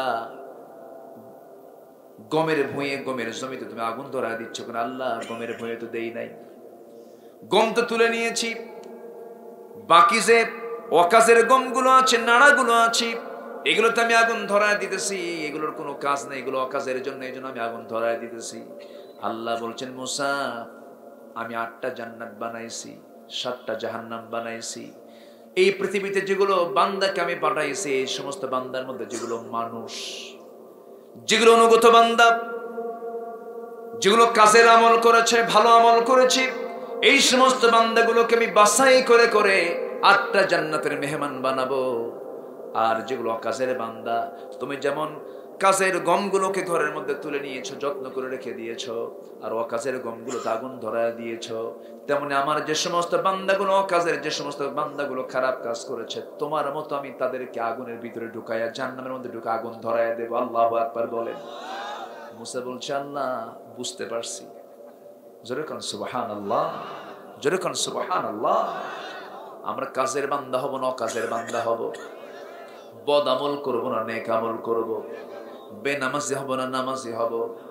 আল্লাহ রাব্বুল আলামিন বলেন, فخلف من بعدهم خلف أضاعوا الصلاة واتبعوا الشهوات فسوف يلقون غيا।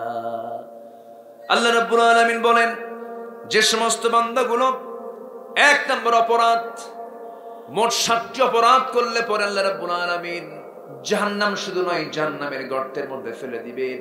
সেই গর্তের নাম হলো গাই। গর্তের নাম কি বলেন? সবাই বলেন, গর্তের নাম কি? গাই। ফাসাফা ইয়ালকাউনা গাইয়া। গাই নামক গর্তের মধ্যে ফেলা হবে। গাই নামক গর্ত এত ভয়ঙ্কর গর্ত যে জাহান্নাম পর্যন্ত গাই গর্ত থেকে ভয় পায়, এত ভয়ঙ্কর সেই গর্তের অবস্থাটা। এই গর্তের মধ্যে ওই সমস্ত বান্দাগুলোকে ঢুকানো হবে। এর মধ্যে 1 নম্বর অপরাধ হলো আজান শুনেছে, নামাজ পড়ে নাই, অথবা নামাজ পড়েছে, নামাজটা তার নষ্ট হয়ে গেছে। যারা নামাজকে নষ্ট করে ফেলবে, আল্লাহ রাব্বুল আলামিন বলছেন 1 নম্বর অপরাধ হলো যারা নামাজকে নষ্ট করে ফেলবে, আমি তাদেরকে 1 নম্বর জাহান্নামের সেই গর্ত, গাই নামক গর্তের মধ্যে আমি তাকে ঢুকাবো। জোরে কোন নাউযুবিল্লাহ। আমার দেশে নামাজি বেশি না বেনামাজি বেশি? আসতে বলবেন না, নামাজি বেশি না বেনামাজি বেশি? বেনামাজি বেশি। নামাজ পড়তে চায় না, নামাজের কোনো ধারে ধারে না, নামাজির কথা শুনলে পরে অনেকের গা জ্বালা করে, আছে না নয়? নামাজ পড়ে দেখে সন্দেহ করে। বিসিএস পরীক্ষায় বলে, তুমি কি নামাজ পড়ো? যে পরীক্ষাতে, তুমি কি নামাজ পড়ো? হ্যাঁ। কেমন নামাজ পড়ো? 5 ওয়াক্ত। তুমি তো তাহলে মৌলবাদী। কি নামাজ পড়ো? শুক্রবারে। না, ঠিকই আছে, কোনো মতো যায় আসে। সম্মানিত ভাইরা, দাড়ি রাখা যদি অপরাধ হয়, দাড়ি রাখতে পৃথিবীর কারো অনুমতি লাগবে না। মুসলমানের দাড়ি রেখেছেন মুহাম্মদ সাল্লাল্লাহু। দাড়ি রাখতেও বাধা আছে না নাই? আসতে বলবেন, আছে না নাই? আকলমন্দ ইশারা বাসাত। সচেতন ব্যক্তির জন্য ইঙ্গিতটাই যথেষ্ট। যেই কাজ করতে গিয়ে আল্লাহ বাদ যাবেন, রসুল বাদ যাবেন, সেই কাজে যাওয়ার আমার কোনো ঠেকাই নাই। ঠিক কিনা? আমাকে দেখবেন কে? আসতে বলবেন, আমাকে দেখবেন কে? আমাকে প্রশ্ন করেছেন একজন, হুজুর আমি অমুক কাজ করি, অমুক কাজ করতে গেলে আমার নামাজ কাজা হয়, কি করব? বললাম, তোর আল্লাহ আগে না কাজ আগে? যে কাজ করতে গেলে তোমার নামাজ হচ্ছে না, সেই কাজ বাদ। কাজের অধীনে নামাজ নয়, নামাজের অধীনে কাজ। যে কাজ নামাজকে বাদ দিয়ে দেয়, সে কাজ কোনো কাজ? আস্তে, সে কাজ কোনো কাজ? সে কাজ কোনো কাজ না। নামাজ আমরা পড়বো কয় ওয়াক্ত? 5 ওয়াক্ত নামাজ পড়বেন। কারা কারা একটু হাত তুলে দেখেন তো দেখি। জোরে বলি ইয়া আল্লাহ, আর জোরে বলি ইয়া আল্লাহ। আমাদেরকে 5 ওয়াক্ত সালাত আদায় করার তৌফিক তুমি আল্লাহ দিয়া দাও। জোরে বলি আমিন, আরো জোরে আমিন, আরো জোরে আমিন। হাত নামান। তাহলে জাহান্নামের গর্তের মধ্যে ঢুকাবেন। 1 নম্বর অপরাধ হলো কি না পড়া? কি না পড়া? আমার নবীজির মৃত্যুর পূর্বের সর্বশেষ ওসিয়ত, সর্বশেষ কথা, সর্বশেষ বাক্য ছিল কি নিয়া? নামাজ, সালাত। আল্লাহু আকবার। আমার নবীজি ইন্তেকাল করবেন, ইন্তেকালের সময় ঘনিয়ে আসছে। রাসূল বেঁচে ছিলেন পৃথিবীতে 63 বছর 9 ঘন্টা। 63 বছর 9 ঘন্টা তিনি বেঁচে ছিলেন, অথচ এই সংক্ষিপ্ত জীবনে সবচেয়ে মহা সফল হয়েছেন মুহাম্মদ সাল্লাল্লাহু আলাইহি ওয়াসাল্লাম। আমার বন্ধুগণ, সেই নবীজি দুনিয়া থেকে বিদায় নেবেন, বিদায় লগন চলে এসেছে। নবীজির একবার হুঁশ একবার বেহুশ, নবীজি ইন্তেকাল করবেন, মালাকুল মউত চলে আসবে নবীর কাছে। নবীজি মারা যাবেন যে কোনো মুহূর্তে। নবীজি প্রচন্ড অসুস্থ। নবীজির মৃত্যুর পূর্বে নবীজির দুটো রোগ হয়েছিল, একটা হলো প্রচন্ড মাথা ব্যথা এবং প্রচন্ড জ্বর। যাদের মাথা ব্যথা আছে এটা সুন্নাহ রোগ, যাদের জ্বর হয় এটা সুন্নাহ। বলি আলহামদুলিল্লাহ। অসুস্থতাও কিন্তু একটা নিয়ামত। আমার নবীজি প্রচন্ড মাইগ্রেন, প্রচন্ড মাথা ব্যথা হচ্ছিল। আমার নবীজির প্রচন্ড জ্বর। আমার নবীজি সোজা আম্মা জান আয়েশার ঘরের মধ্যে গিয়ে ঢুকলেন, বললেন, আয়েশা, শরীরটা কেমন যেন মনে হচ্ছে, মনে হয় বাঁচবো না। ও আয়েশা, তুমি আমার মাথায় একটু পানি ঢেলে দাও। পানি ঢেলে দেওয়া হলো। নবীজির মাথার পানির চুলগুলো ভিজে ভিজে আসছে। এমন সময় বেলাল আজান দিয়ে দিলেন। তিনি শোয়া ছিলেন। রাসূল বলছেন, আয়েশা, কোনো বালিশে ঘুমাবো না, তোমার উরুটা বিছায় দাও। উরুর উপরে তিনি মাথা রাখলেন। আজান হয়ে গেল। আজান শোনার সঙ্গে সঙ্গে আমার নবীজি দেরি করলেন না, চেষ্টা করলেন জামাতে নামাজ পড়ার জন্য। আমার নবীজি জোর করে তিনি ওঠার চেষ্টা করলেন, উঠে দাঁড়াচ্ছেন। এমন সময় মাথা চক্কর মেরে পড়ে যেতে নিলেন। আম্মা জান আয়েশা তাকে ধরে ফেললেন। ধরে ফেলে বলছেন, হুজুর, আপনি দাঁড়িয়ে পারবেন না। রাসূল বলছেন, আয়েশা, বুঝতে পেরেছে আজ থেকে মনে হয় আর জামাতে নামাজ আমার হবে না, আমি জামাতে নামাজ পড়তে পারবো না। অথচ আমার রাসূল বলেছেন, ও আমার সাহাবীরা, যে সমস্ত মুসলমান আজান শোনার পরে মসজিদে যায় না, ওই সমস্ত বাড়িতে আমি আগুন ধরায়া দিতাম। যদি এই বাড়িতে যদি শিশু এবং নারী যদি না থাকতো, আমি অবশ্যই আগুন ধরায়া দিতাম। নবী জামাতের ব্যাপারে এতটুকু গুরুত্ব দিয়েছেন। সেই নবীজির এত গুরুত্বপূর্ণ তিনি দিতেন, এত গুরুত্ব দিতেন জামাতে নামাজে, নামাজ আদায় করতে পারলেন না, মাথা চক্কর মেরে পড়ে গেলেন। রাসূল বলছেন, বেলাল তো আজান দিল, আয়েশা, নামাজ তো পড়তেই হবে।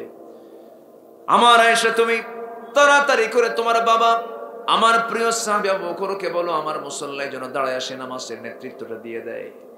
যখন নামাজ শুরু হয়ে যাবে, ইমাম যখন চেঞ্জ হয়ে গেছে, নবীর জায়গায় দাঁড়িয়েছেন আবু বকর সিদ্দিক রাদিয়াল্লাহু তাআলা আনহু।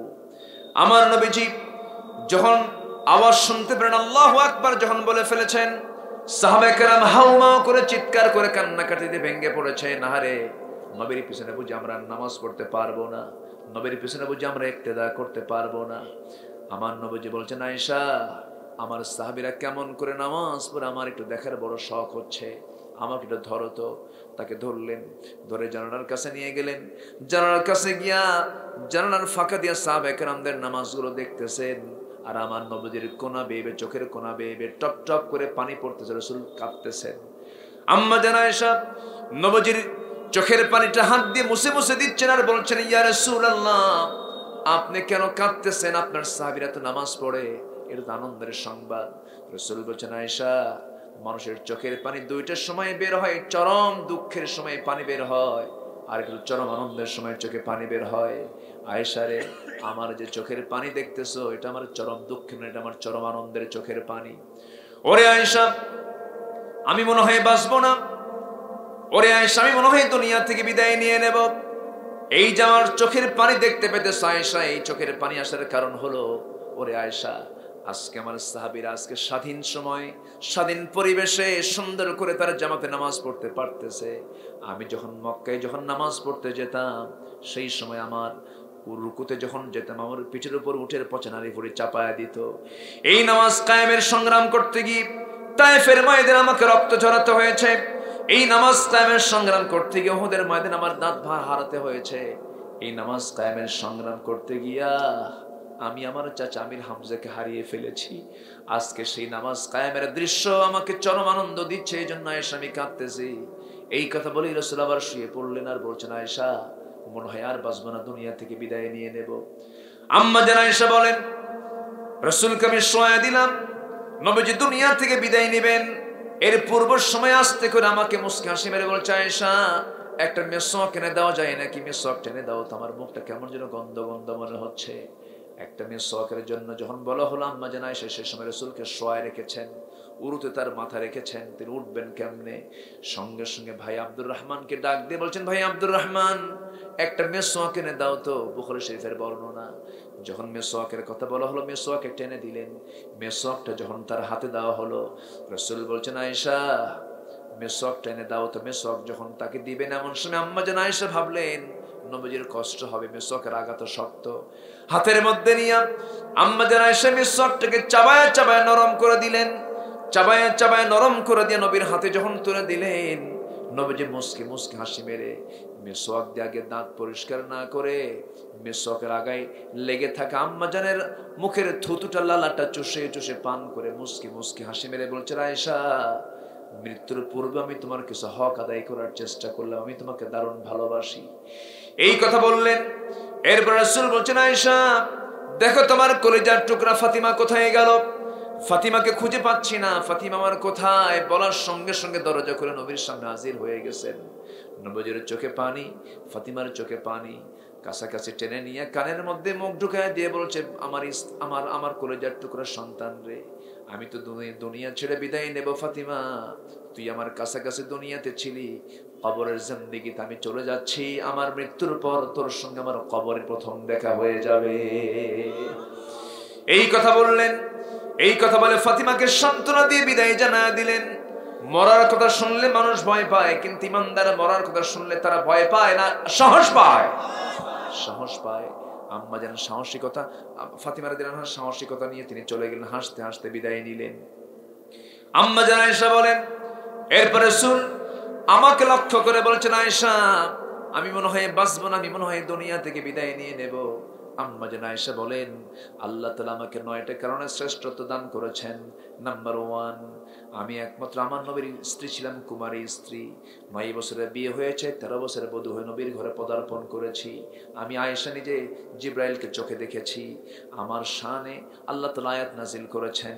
আমি যখন নবীর সাথে একসঙ্গে ঘুমাতাম, সেই সময় আমি থাকতে ওহী নাজিল হতো। আমি জিব্রাইলকে নিজের চোখে দেখতে পেয়েছি।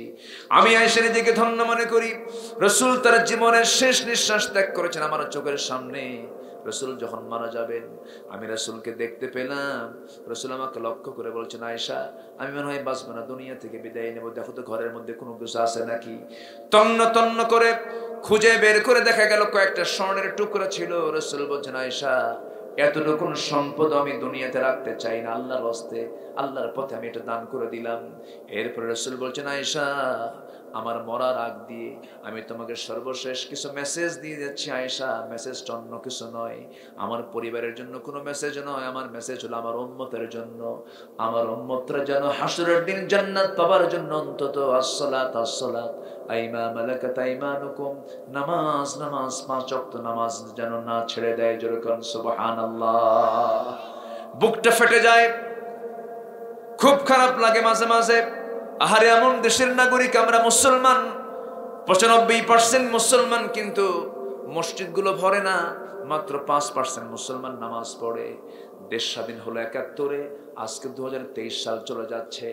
এই যে 52 বছর, কত সংসদ আসন বসলো, কত আইন পাশ হলো, আজ পর্যন্ত নামাজের আইন কেউ পাশ করতে পারলো না। যদি নামাজটা যদি সমাজে চালু হয়ে যেত, রাষ্ট্র যদি চালু হয়ে যেত, আল্লাহর ওয়াদা, আল্লাহ বলছেন যে সমাজে নামাজের আইন পাশ হয়ে যাবে, যাকাতের আইন পাশ হয়ে যাবে, লা ফাতাহনা আলাইহিম বারাকাতিন মিনাস সামাই ওয়াল আরদ, আল্লাহর ওয়াদা, সেই সমাজ আমি আল্লাহ জান্নাতের পরিবেশ তৈরি করে দেব। জোরে কোন সুবহানাল্লাহ। কার কথা? আসতে বলবেন না, কার কথা? আমার ভাইয়েরা, আমি আপনাকে ভালোবাসি, আপনি আমাকে ভালোবাসেন, কিন্তু আপনি নামাজ পড়েন না, আমি নামাজ পড়ি। আমার দায়িত্ব হলো আপনাকে নামাজের জন্য ডেকে আনা।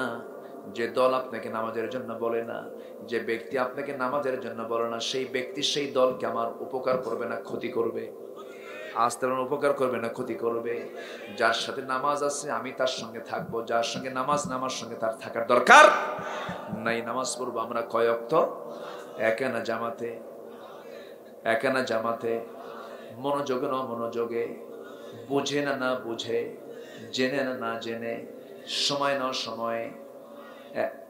বলেন সময় না সময়ে। ইন্নাস সালাতা কানাত আলাল মুমিনিনা কিতাবাম মাওকুতা, নামাজ যখন দাঁড়াবে সুন্দর পোশাক পরে দাঁড়াবে, কেউ কেউ সেরা গেঞ্জি হাতে গিয়ে সেরা গেঞ্জি গায়ে দিয়া, দেখবেন গামছা একখান গায়ে দিয়া কোনো মতো নামাজে দাঁড়ায় যায়। এটা ঠিক না, কারণ নামাজ যখন বান্দা দাঁড়ায় তখন তার সামনে কে দাঁড়ায় আছে? আসতে বলবেন না, কে দাঁড়ায় আছে? আল্লাহ সেনা নাই বলেন। আল্লাহ বলছেন, বান্দারে তুই যদি নামাজের মতো নামাজ পড়তে পারিস, এক ওয়াক্ত নামাজ শেষ হয়ে গেছে, তোর দিলটা মসজিদের সঙ্গে লটকায় আছে, ঝুলায় আছে, তুই কি জানিস বান্দা, আমার আরশ আজিমের ছায়ায় আমি তোকে জায়গা দিয়ে দেব। জোরে কোন সুবহানাল্লাহ। আরশ আজিমটা কয় মাইল দূরে? হ্যাঁ, কই? আরশ আজিম মুর্শিদাবাদ? আরশ আজিম কোথায় বলেন? ডানেও নাই, বামেও নাই, পেছনেও নাই, সামনেও নাই, নিচেও নাই। আরশ আজিম কোথায়? আকাশ কোন দিকে? উপরে। আমরা দেখতে পাই কয় আকাশ? বলেন কয় আকাশ দেখতে পাই? এক আকাশ, কিন্তু আকাশকে একটা না সাতটা? কোরআন বলছে সাবআ সামাওয়াত, সাত আকাশের মালিক কে? আসতে বলবেন না, কে? আল্লাহ বলছেন তাবারাকাল্লাযী জাআলা ফিস সামাই বুরুজান ওয়া জাআলা ফিহা সিরাজান ওয়া কামারান মুনিরা। এই বিশাল আকাশের মালিক আল্লাহ তাআলা, সূর্যের মালিক আল্লাহ, চাঁদের মালিক আল্লাহ তাআলা। এই সূর্য এই পৃথিবী থেকে 13 লক্ষ গুণ বড়। এই ছোট্ট দুনিয়া থেকে 13 লক্ষ গুণ বড় যদি সূর্য হয়, আমরা যে সূর্যের পিছনে রাতের বেলা, দিনের বেলা, রাতের বেলা তো সূর্য দেখতে পাই না, চাঁদ আমরা দেখতে পাই। চাঁদের পিছনে যে মিটি মিটি করে ছোট্ট ছোট্ট জোনাকের মতো জ্বলে থাকে যে আমরা তারকাগুলো দেখতে পাই, সেই তারকা বড় না সূর্য বড়? আজ তারকা বড় না সূর্য বড়? বিজ্ঞানী বলতেছেন এক একটা তারকা আছে, ব্যাটেল জুইস একটা তারকা আছে, এই সূর্যের চাইতে 33 কোটি গুণ বড়। কত কোটি? 33 কোটি। একটা তারকা, অসংখ্য তারকা, এত দূরে। আলোর গতি প্রতি সেকেন্ড 1,86,000 মাইল। এত গতিতে এখন পর্যন্ত কিছু কিছু তারকার আলো দুনিয়াতে আসেই নাই। কেউ তো আল্লাহু আকবার বলতেছেন। এই সূর্য এত বড়, ওই সূর্যের চেয়ে তারকা আরো বড়। এক একটা গ্যালাক্সির ভিতরে, গ্যালাক্সি কোটি কোটি গ্যালাক্সি আছে, এক একটা গ্যালাক্সির মধ্যে 500 বিলিয়ন করে তারকা আল্লাহ রাব্বুল আলামিন রেখে দিয়েছেন। 500 বিলিয়ন, মিলিয়ন না, 500 বিলিয়ন। আল্লাহু আকবার। কোটি কোটি, হাজার হাজার কোটি কোটি তারকা আল্লাহ তাআলা রেখেছেন মহাশূন্যে। এখন মানুষ তো চাঁদের দেশে গেছে না? চাঁদের দেশে গেছে না মানুষ? চাঁদ ঘুরে আসছে, চাঁদ দেখে কালিমা পড়ে মুসলমান হয়ে গেছে। কেন জানেন? চাঁদের মাঝখানে ফাটা চিহ্ন দেখছে আর আওয়াজ শুনেছে আশহাদু আন্না মুহাম্মাদার রাসূলুল্লাহ। মিশরের কায়রোতে সফর করতে গিয়ে আওয়াজ মিলে গেছে, কালিমা পড়ে মুসলমান হয়ে গেছে। তো চাঁদ দেখলো মানুষ, মঙ্গল গ্রহে গেছে মানুষ, শুনতেছে মঙ্গল গ্রহে নাকি এখন জায়গা কেন শুরু হয়েছে, ওরা বাড়িটারি করবে কারা, যাও যাও তোমরা চলে যাও। আচ্ছা, এখন চাঁদ দেখলো, মঙ্গল গ্রহ দেখলো। এখন মানুষ যদি চিন্তা করে যে আমরা একটু তারকার দেশে যাব, তারকা কি কাছে না অনেক দূরে? অনেক দূরে। এখন নিকটবর্তী যে তারকাটা, সবচেয়ে পৃথিবীর নিকটে যে তারকা, সেই তারকার নাম হলো প্রক্সিমাস সেন্ট্রাই। আচ্ছা, আমার আলোচনা কি বিরক্ত হচ্ছেন নাকি আপনারা? প্রক্সিমাস সেন্ট্রাই, প্রক্সিমাস সেন্ট্রাই নামক যে তারকাটা আছে পৃথিবীর সবচেয়ে কাছে, এই পৃথিবী থেকে সবচেয়ে কাছে এটা। যদি কেউ যেতে চায়, দুনিয়ার কোনো বিমানে গেলে হবে না, দুনিয়ার কোনো হেলিকপ্টারে চলবে না। যদি কেউ যেতে চায়, চেষ্টা করতে চায়, নভোযান লাগবে। এখন লেটেস্ট নভোযান হচ্ছে অ্যাপোলো 11। অ্যাপোলো 11-এর গতিটা হলো প্রতি ঘন্টায় 39,000 কিলোমিটার। এই গতি সম্পন্ন অ্যাপোলো 11-এ চড়ে যদি কেউ ওই তারকার দেশে যেতে চায়, সময় লাগবে 1,14,000 বছর মাত্র। যাবেন কারা কারা? হাত তোলেন। সম্ভব? আসতে সম্ভব। আল্লাহ বলছেন, বান্দা শুধু তোর দিলটা মসজিদের সঙ্গে লটকায় রাখবি, নামাজটা রেগুলার পড়বি, আমি তোকে আমার নিজস্ব ফ্লাইটে করে তুলে নিয়ে আরশ আজিমের ছায়ায় জায়গা দিয়ে দেব। যা। আরশ আজিম কয় আকাশের উপরে? আর এখানে তারা কদ্দুর। তাহলে পৃথিবীর কোন বিমানে চড়ে কি আল্লাহর ওই জায়গায় যাওয়া সম্ভব? সবাই কি জান্নাত পেতে চান না ভাই? সবাই কি জান্নাত পেতে চান না? আল্লাহ আমারে কোনো কিছু দিতে কি বাদ দিছে? চোখটা দিয়েছেন কে? আস্তে চোখটা দিয়েছেন কে? কানটা দিয়েছেন কে? হাতটা দিয়েছেন কে? এই দেহ কি ছোটখাটো কোনো বিষয়? আমার কাছে মনে হয় কি জানেন, সেদিন এক কানের ডাক্তারের কাছে গেছি আমি, ইএনটি, হ্যাঁ, নাক, কান, গলা।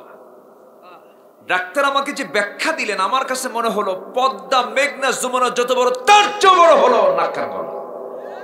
আল্লাহু আকবার। ফেল মেরে যাবে। বিশাল, মাথা থেকে পা পর্যন্ত সূক্ষ্ম করে বানিয়ে দিয়েছেন তিনি কে? আসতে বলবেন না তিনি কে? প্রত্যেকটা মানুষের বডিতে যে ডিএনএ আছে, সেই ডিএনএ হলো 2000 কোটি কিলোমিটার লম্বা। সম্মানিত ভাইরা, কোষের সংখ্যা হলো 37.2 ট্রিলিয়ন, সেন্সরি রিসেপ্টর হলো 110 মিলিয়ন, লোহিত রক্ত কণিকা আরবিসি হলো 30 ট্রিলিয়ন, শুধুমাত্র মস্তিষ্কের নিউরন সংখ্যা হলো 100 বিলিয়ন। বান্দাকে আল্লাহ তুমি আমারে কি দিছো? আল্লাহ কি দেন নাই? আল্লাহ কি দেন নাই কি আল্লাহ? সম্মানিত ভাইয়েরা, মানুষের রক্তের যে ব্লাড, যে দেহের যে ব্লাড, এই ব্লাডের আবার ভেসেল আছে যা 97,000 কিলোমিটার লম্বা। একটা মানুষের রক্তের ব্লাড ভেসেল মাত্র 1.5 হাত ইয়ারফোন, তারাওয়ালা ইয়ারফোন পকেটে রাখলে কিছুক্ষণ পর পকেট থেকে বের করলে 14 প্যাঁচ লাগে। আর 97,000 কিলোমিটার লম্বা ব্লাড ভেসেল, কোনোদিন প্যাঁচ লাগে না। কেউ তো সুবহানাল্লাহ বললেন না। জোরে বলে সুবহানাল্লাহ। আল্লাহ বলছেন, বান্দা সেজদা দে, তোর ব্রেন স্ট্রোক হবে না। বান্দা রুকুতে যা, তোর কোমর প্রবলেম ঠিক হয়ে যাবে। বান্দা ফজর ওঠ, তোর চোখের জ্যোতি, সকালের শিশির ভেজা ওই শিশির চোখে লাগবে, তোর চোখ নষ্ট হবে। জোরে করে সুবহানাল্লাহ। বান্দা নামাজের কোনো খবর নাই। আমার ভাইয়েরা, আমি যদি আমার মানব দেহ নিয়ে যদি লম্বা কথা বলি, ঘন্টার পরে ঘন্টা সময় চলে যাবে, শেষ হবে না। আল্লাহ রাব্বুল আলামিন বলছেন, বান্দা এত কিছু আমি তোরা দিলাম, আজান শুনবি, নামাজ পড়বি, মিথ্যা কথা বলবি না। এক সাহাবী এসে রাসূলকে বলছেন, হুজুর আমি বেশি আমল করব না, আমাকে শর্ট কিছু আমল দেন। শর্ট প্যাকেজ আছে না? শর্ট প্যাকেজ আছে না? আমার শর্ট কিছু আমল দেন। রাসূল বললেন, সাহাবী তুমি কি করতে চাও বলো। হুজুর ইদা সাল্লাইতুল মাকতুবাত, 5 ওয়াক্ত নামাজ পড়বো, ওয়াসুমতু রমাদান, রমজান মাসে রোজা রাখবো, আর কি ওয়াহলালতুল হালাল, হালালকে হালাল জানবো, ওয়াহারামতুল হারাম, হারামকে হারাম জানবো, হারাম ছাড়বো, হালাল ধরবো, ওয়ালা মাজিদ আলা যালিকা শাইআন আদখুলুল জান্নাহ। ইয়া রাসূলুল্লাহ আমি কি জান্নাত পাবো নাকি? রাসূল মুস্কি হাসি মেরে বললেন, সাহাবী তুমি নিশ্চিত জান্নাতে চলে যাবে। জোরে বলে সুবহানাল্লাহ। আমরা হালাল ভিত্তিক জীবন যাপন করবো, জোরে বলি ইনশাআল্লাহ। আজকে ঘড়ি এত ঘুরতেছে কেন? ঘড়ি ঘুরতেছে খুব, এত দ্রুত 12টা বেজে যাচ্ছে। আমি কি আজকে ঘড়ি কি বেশি ঘুরলো নাকি? জি বসেন, বসেন, কষ্ট দিচ্ছে না তো আপনাদের? বলি আলহামদুলিল্লাহ। একদিনে কয় সাবজেক্ট নিয়ে কথা বলি আমি। আজকে আমাকে বলতেছে, ভাই আপনি কোন বিষয়ে কথা বলবেন? যে বিষয়ে জাতির সমস্যা বেশি কি? নামাজি নাই। বললাম নামাজি পড়ে না, আপনার কিসের আপনি জান্নাত পাবেন? আপনি কিসের, কি ভালো কাজ করবেন? আপনি কোন কাজ আল্লাহর দরবারে মঞ্জুর হবে না। আগে কার হক? এই মস্তক আগে দিতে হবে কার সামনে? বউ নামাজ পড়ে না, শাসন করতে হবে। সন্তান নামাজ পড়ে না, পিটাইয়া সোজা করতে হবে নামাজের জন্য। আজকে তো শাসন নাই, শিক্ষকরা মারতে পারে না, বরং যে ছাত্র শিক্ষককে বলে স্যার সোজা হয়ে যান। ঠিক কিনা? আমি কি ভুল বলতেছি? শাসন নাই। স্যার কোথায়? সভাপতি স্যার কোথায়? ঠিক আছে না? আপনারা মার খেয়েছেন না? অনেক মার খেয়েছে, আমিও মার খেয়েছি। একদিন আমি মাদ্রাসায় থাকতে একজন এসে বলতেছে, হুজুর আমার ছেলেকে অমুক ওস্তাদ মারতে মারতে লুঙ্গি খুলে ফেলছে। তো ওস্তাদ আরেকজন, যিনি প্রধান ওস্তাদ, তিনি বলতেছে আচ্ছা লুঙ্গি তো খুলে ফেলছে, জুব্বা ছিল নাকি? হ্যাঁ জুব্বা ছিল। জুব্বা থাকলে তো লুঙ্গি খুলে আপত্তি নেই, সমস্যা নেই। শাসনের দরকার আছে না নাই? লা তারফা আসাকা আন আহলিক, রাসূলের হাদিস, পরিবার থেকে শাসন উঠায় নিও না, লাঠি উঠায় নিও না। শাসনের দরকার আছে। আসতে কোন কেন দরকার আছে না নাই? পরিবারে শাসন দরকার। 4টা কারণে স্বামী তার বউকে মারতে পারে। কয়টা কারণে শুনবেন? মারবেন, দেখছেন বলেন মানে মারবে, দেখেন লক্ষণ খারাপ। মারার জন্য শুনবেন নাকি? না। 4টা কারণে স্বামী তার স্ত্রীকে শাসন করতে পারবেন। আমার মারা এখন মনে মনে চিন্তা করতে, হুজুর শেষে আপনি কোন অধ্যায় শুরু করবেন? 4টা কারণে স্বামী তার স্ত্রীকে শাসন করতে পারবেন। নাম্বার 1 হলো 5 ওয়াক্ত নামাজ যদি না পড়ে, রমজান মাসে রোজা যদি না রাখে, স্বামীকে যদি পাত্তা না দেয়, স্বামীকে যদি দাম না দেয়। নাম্বার 4 হলো সতীত্বের যদি হেফাজত না করে, পর্দায় যদি না থাকে। এই 4টা কারণে স্বামী তার স্ত্রীকে শাসন করতে পারবেন, মারতে পারবেন। শর্ত হলো মারতে গিয়ে যে লাঠিটা ব্যবহার করবেন তা হবে সর্বোচ্চ 9 ইঞ্চি লম্বা, মানে পকেটের মেসওয়াক। আমাদের মারা এখন খুব খুশি, হুজুর যাক জানটা বাঁচলো। যদি কোনো স্বামী তার স্ত্রীকে 9 ইঞ্চি মেসওয়াক দিয়ে যদি শাসন করতে যায়, মারতে যায়, সেই দৃশ্য যদি কেউ দেখে, রাখবে না হাসবে?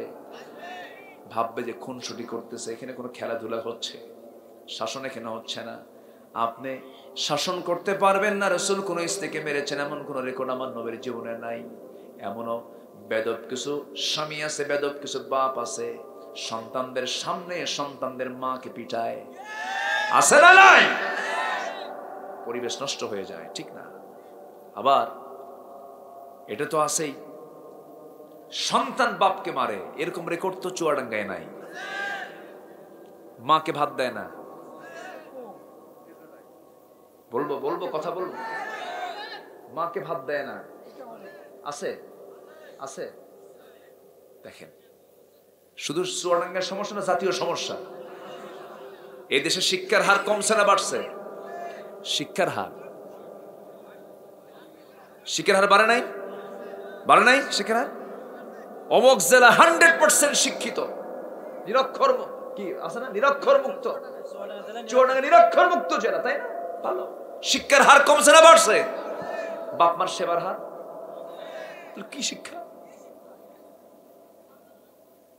এমন শিক্ষা ঠেলায় বাবার কপালে ভাত জোটে না। দুঃখ লাগে। গাজীপুরে গেছি, মাহফিল ছিল, ওখানে বৃদ্ধাশ্রম গড়ে উঠেছে।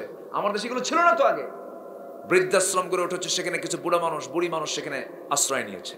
আমি ঢুকলাম ভিতরে, ঢুকে একজনকে প্রশ্ন করলাম, আপনি এখানে কেন? আপনি কি করতেন? বড় অফিসার ছিলেন, ছেলেরা বড় ডাক্তার, বড় চাকরিজীবী, বিসিএস ক্যাডার।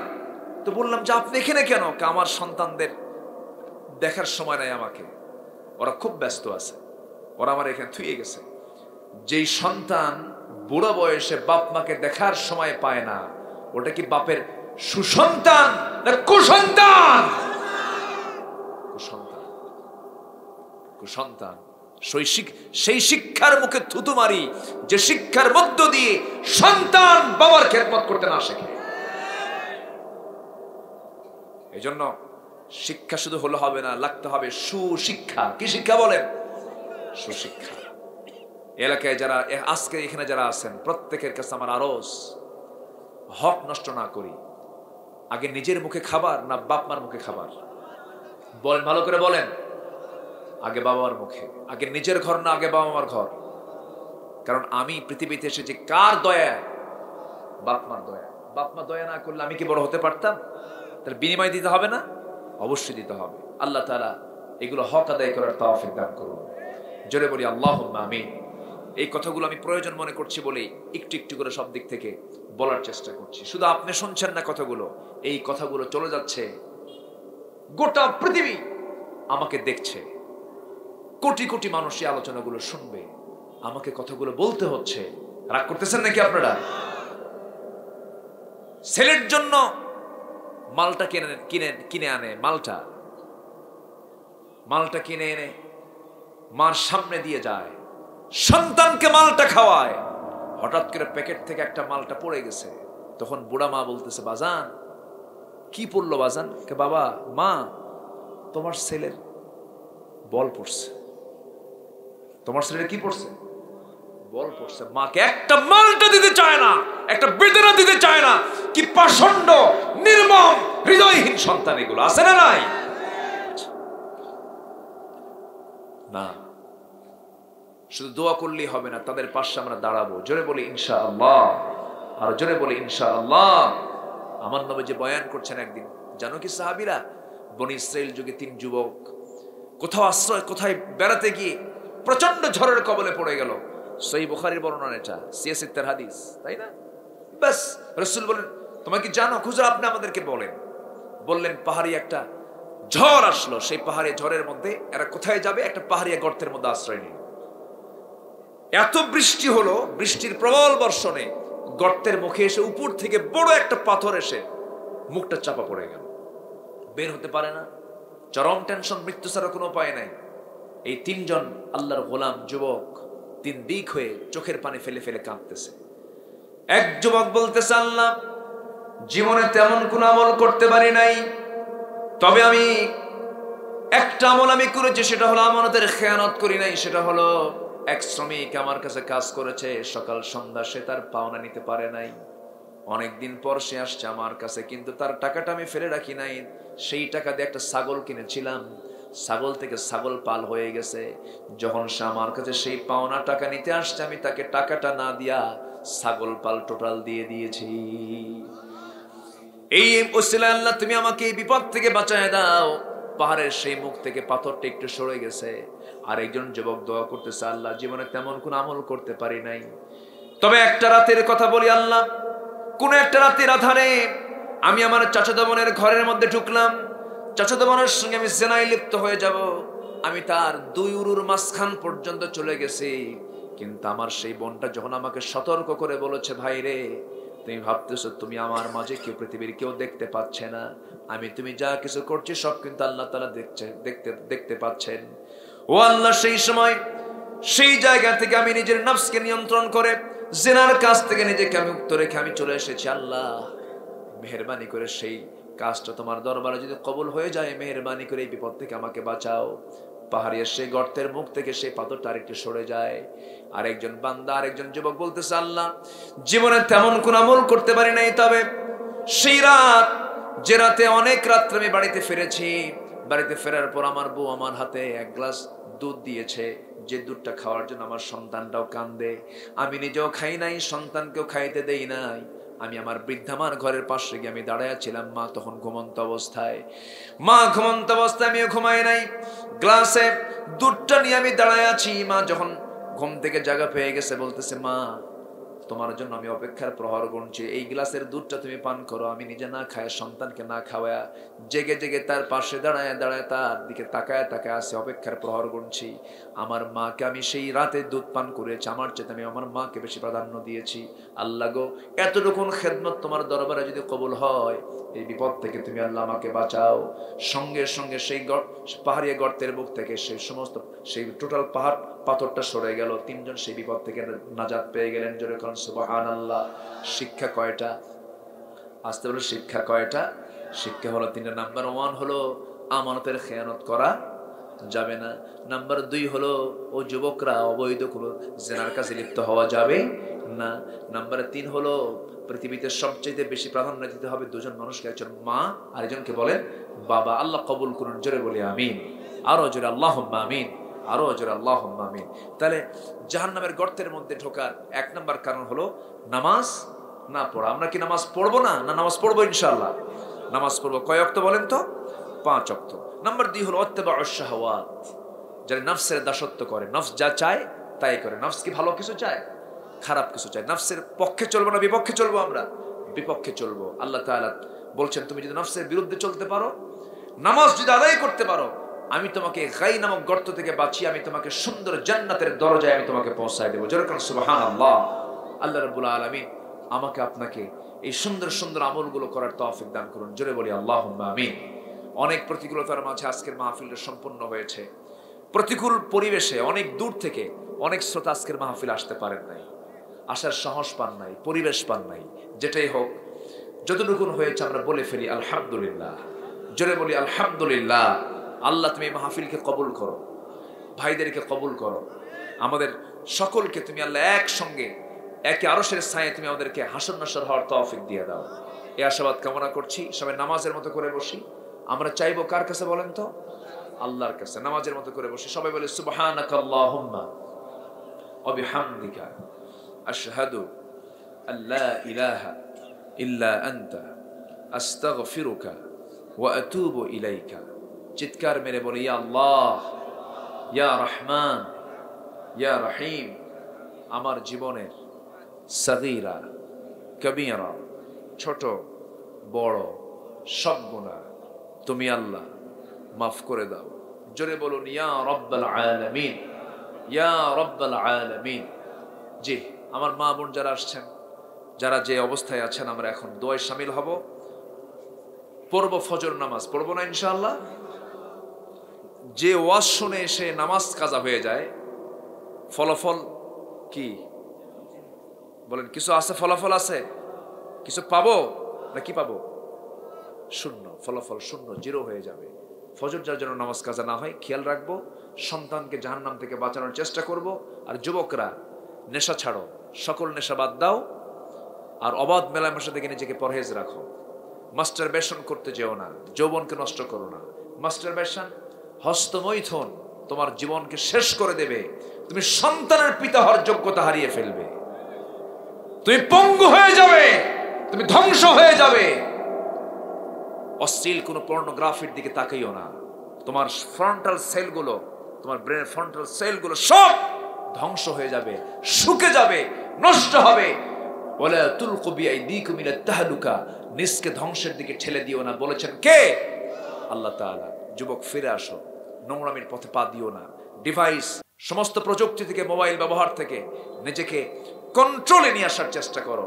সময় দাও বেশি। কাকে সেজদা দিয়া? আসতে বলবে না, কাকে সেজদা দিয়া? আল্লাহকে সেজদা দিয়া। কোন গেমসের দিকে যেও না। মাদক যেমন নেশা, বিভিন্ন গেমসও তেমনই নেশা, ঠিক কিনা? নেশা। সকল নেশা থেকে যুব সমাজকে আল্লাহ তাআলা হেফাজত করুন। জোরে বলি আল্লাহুম্মা আমিন।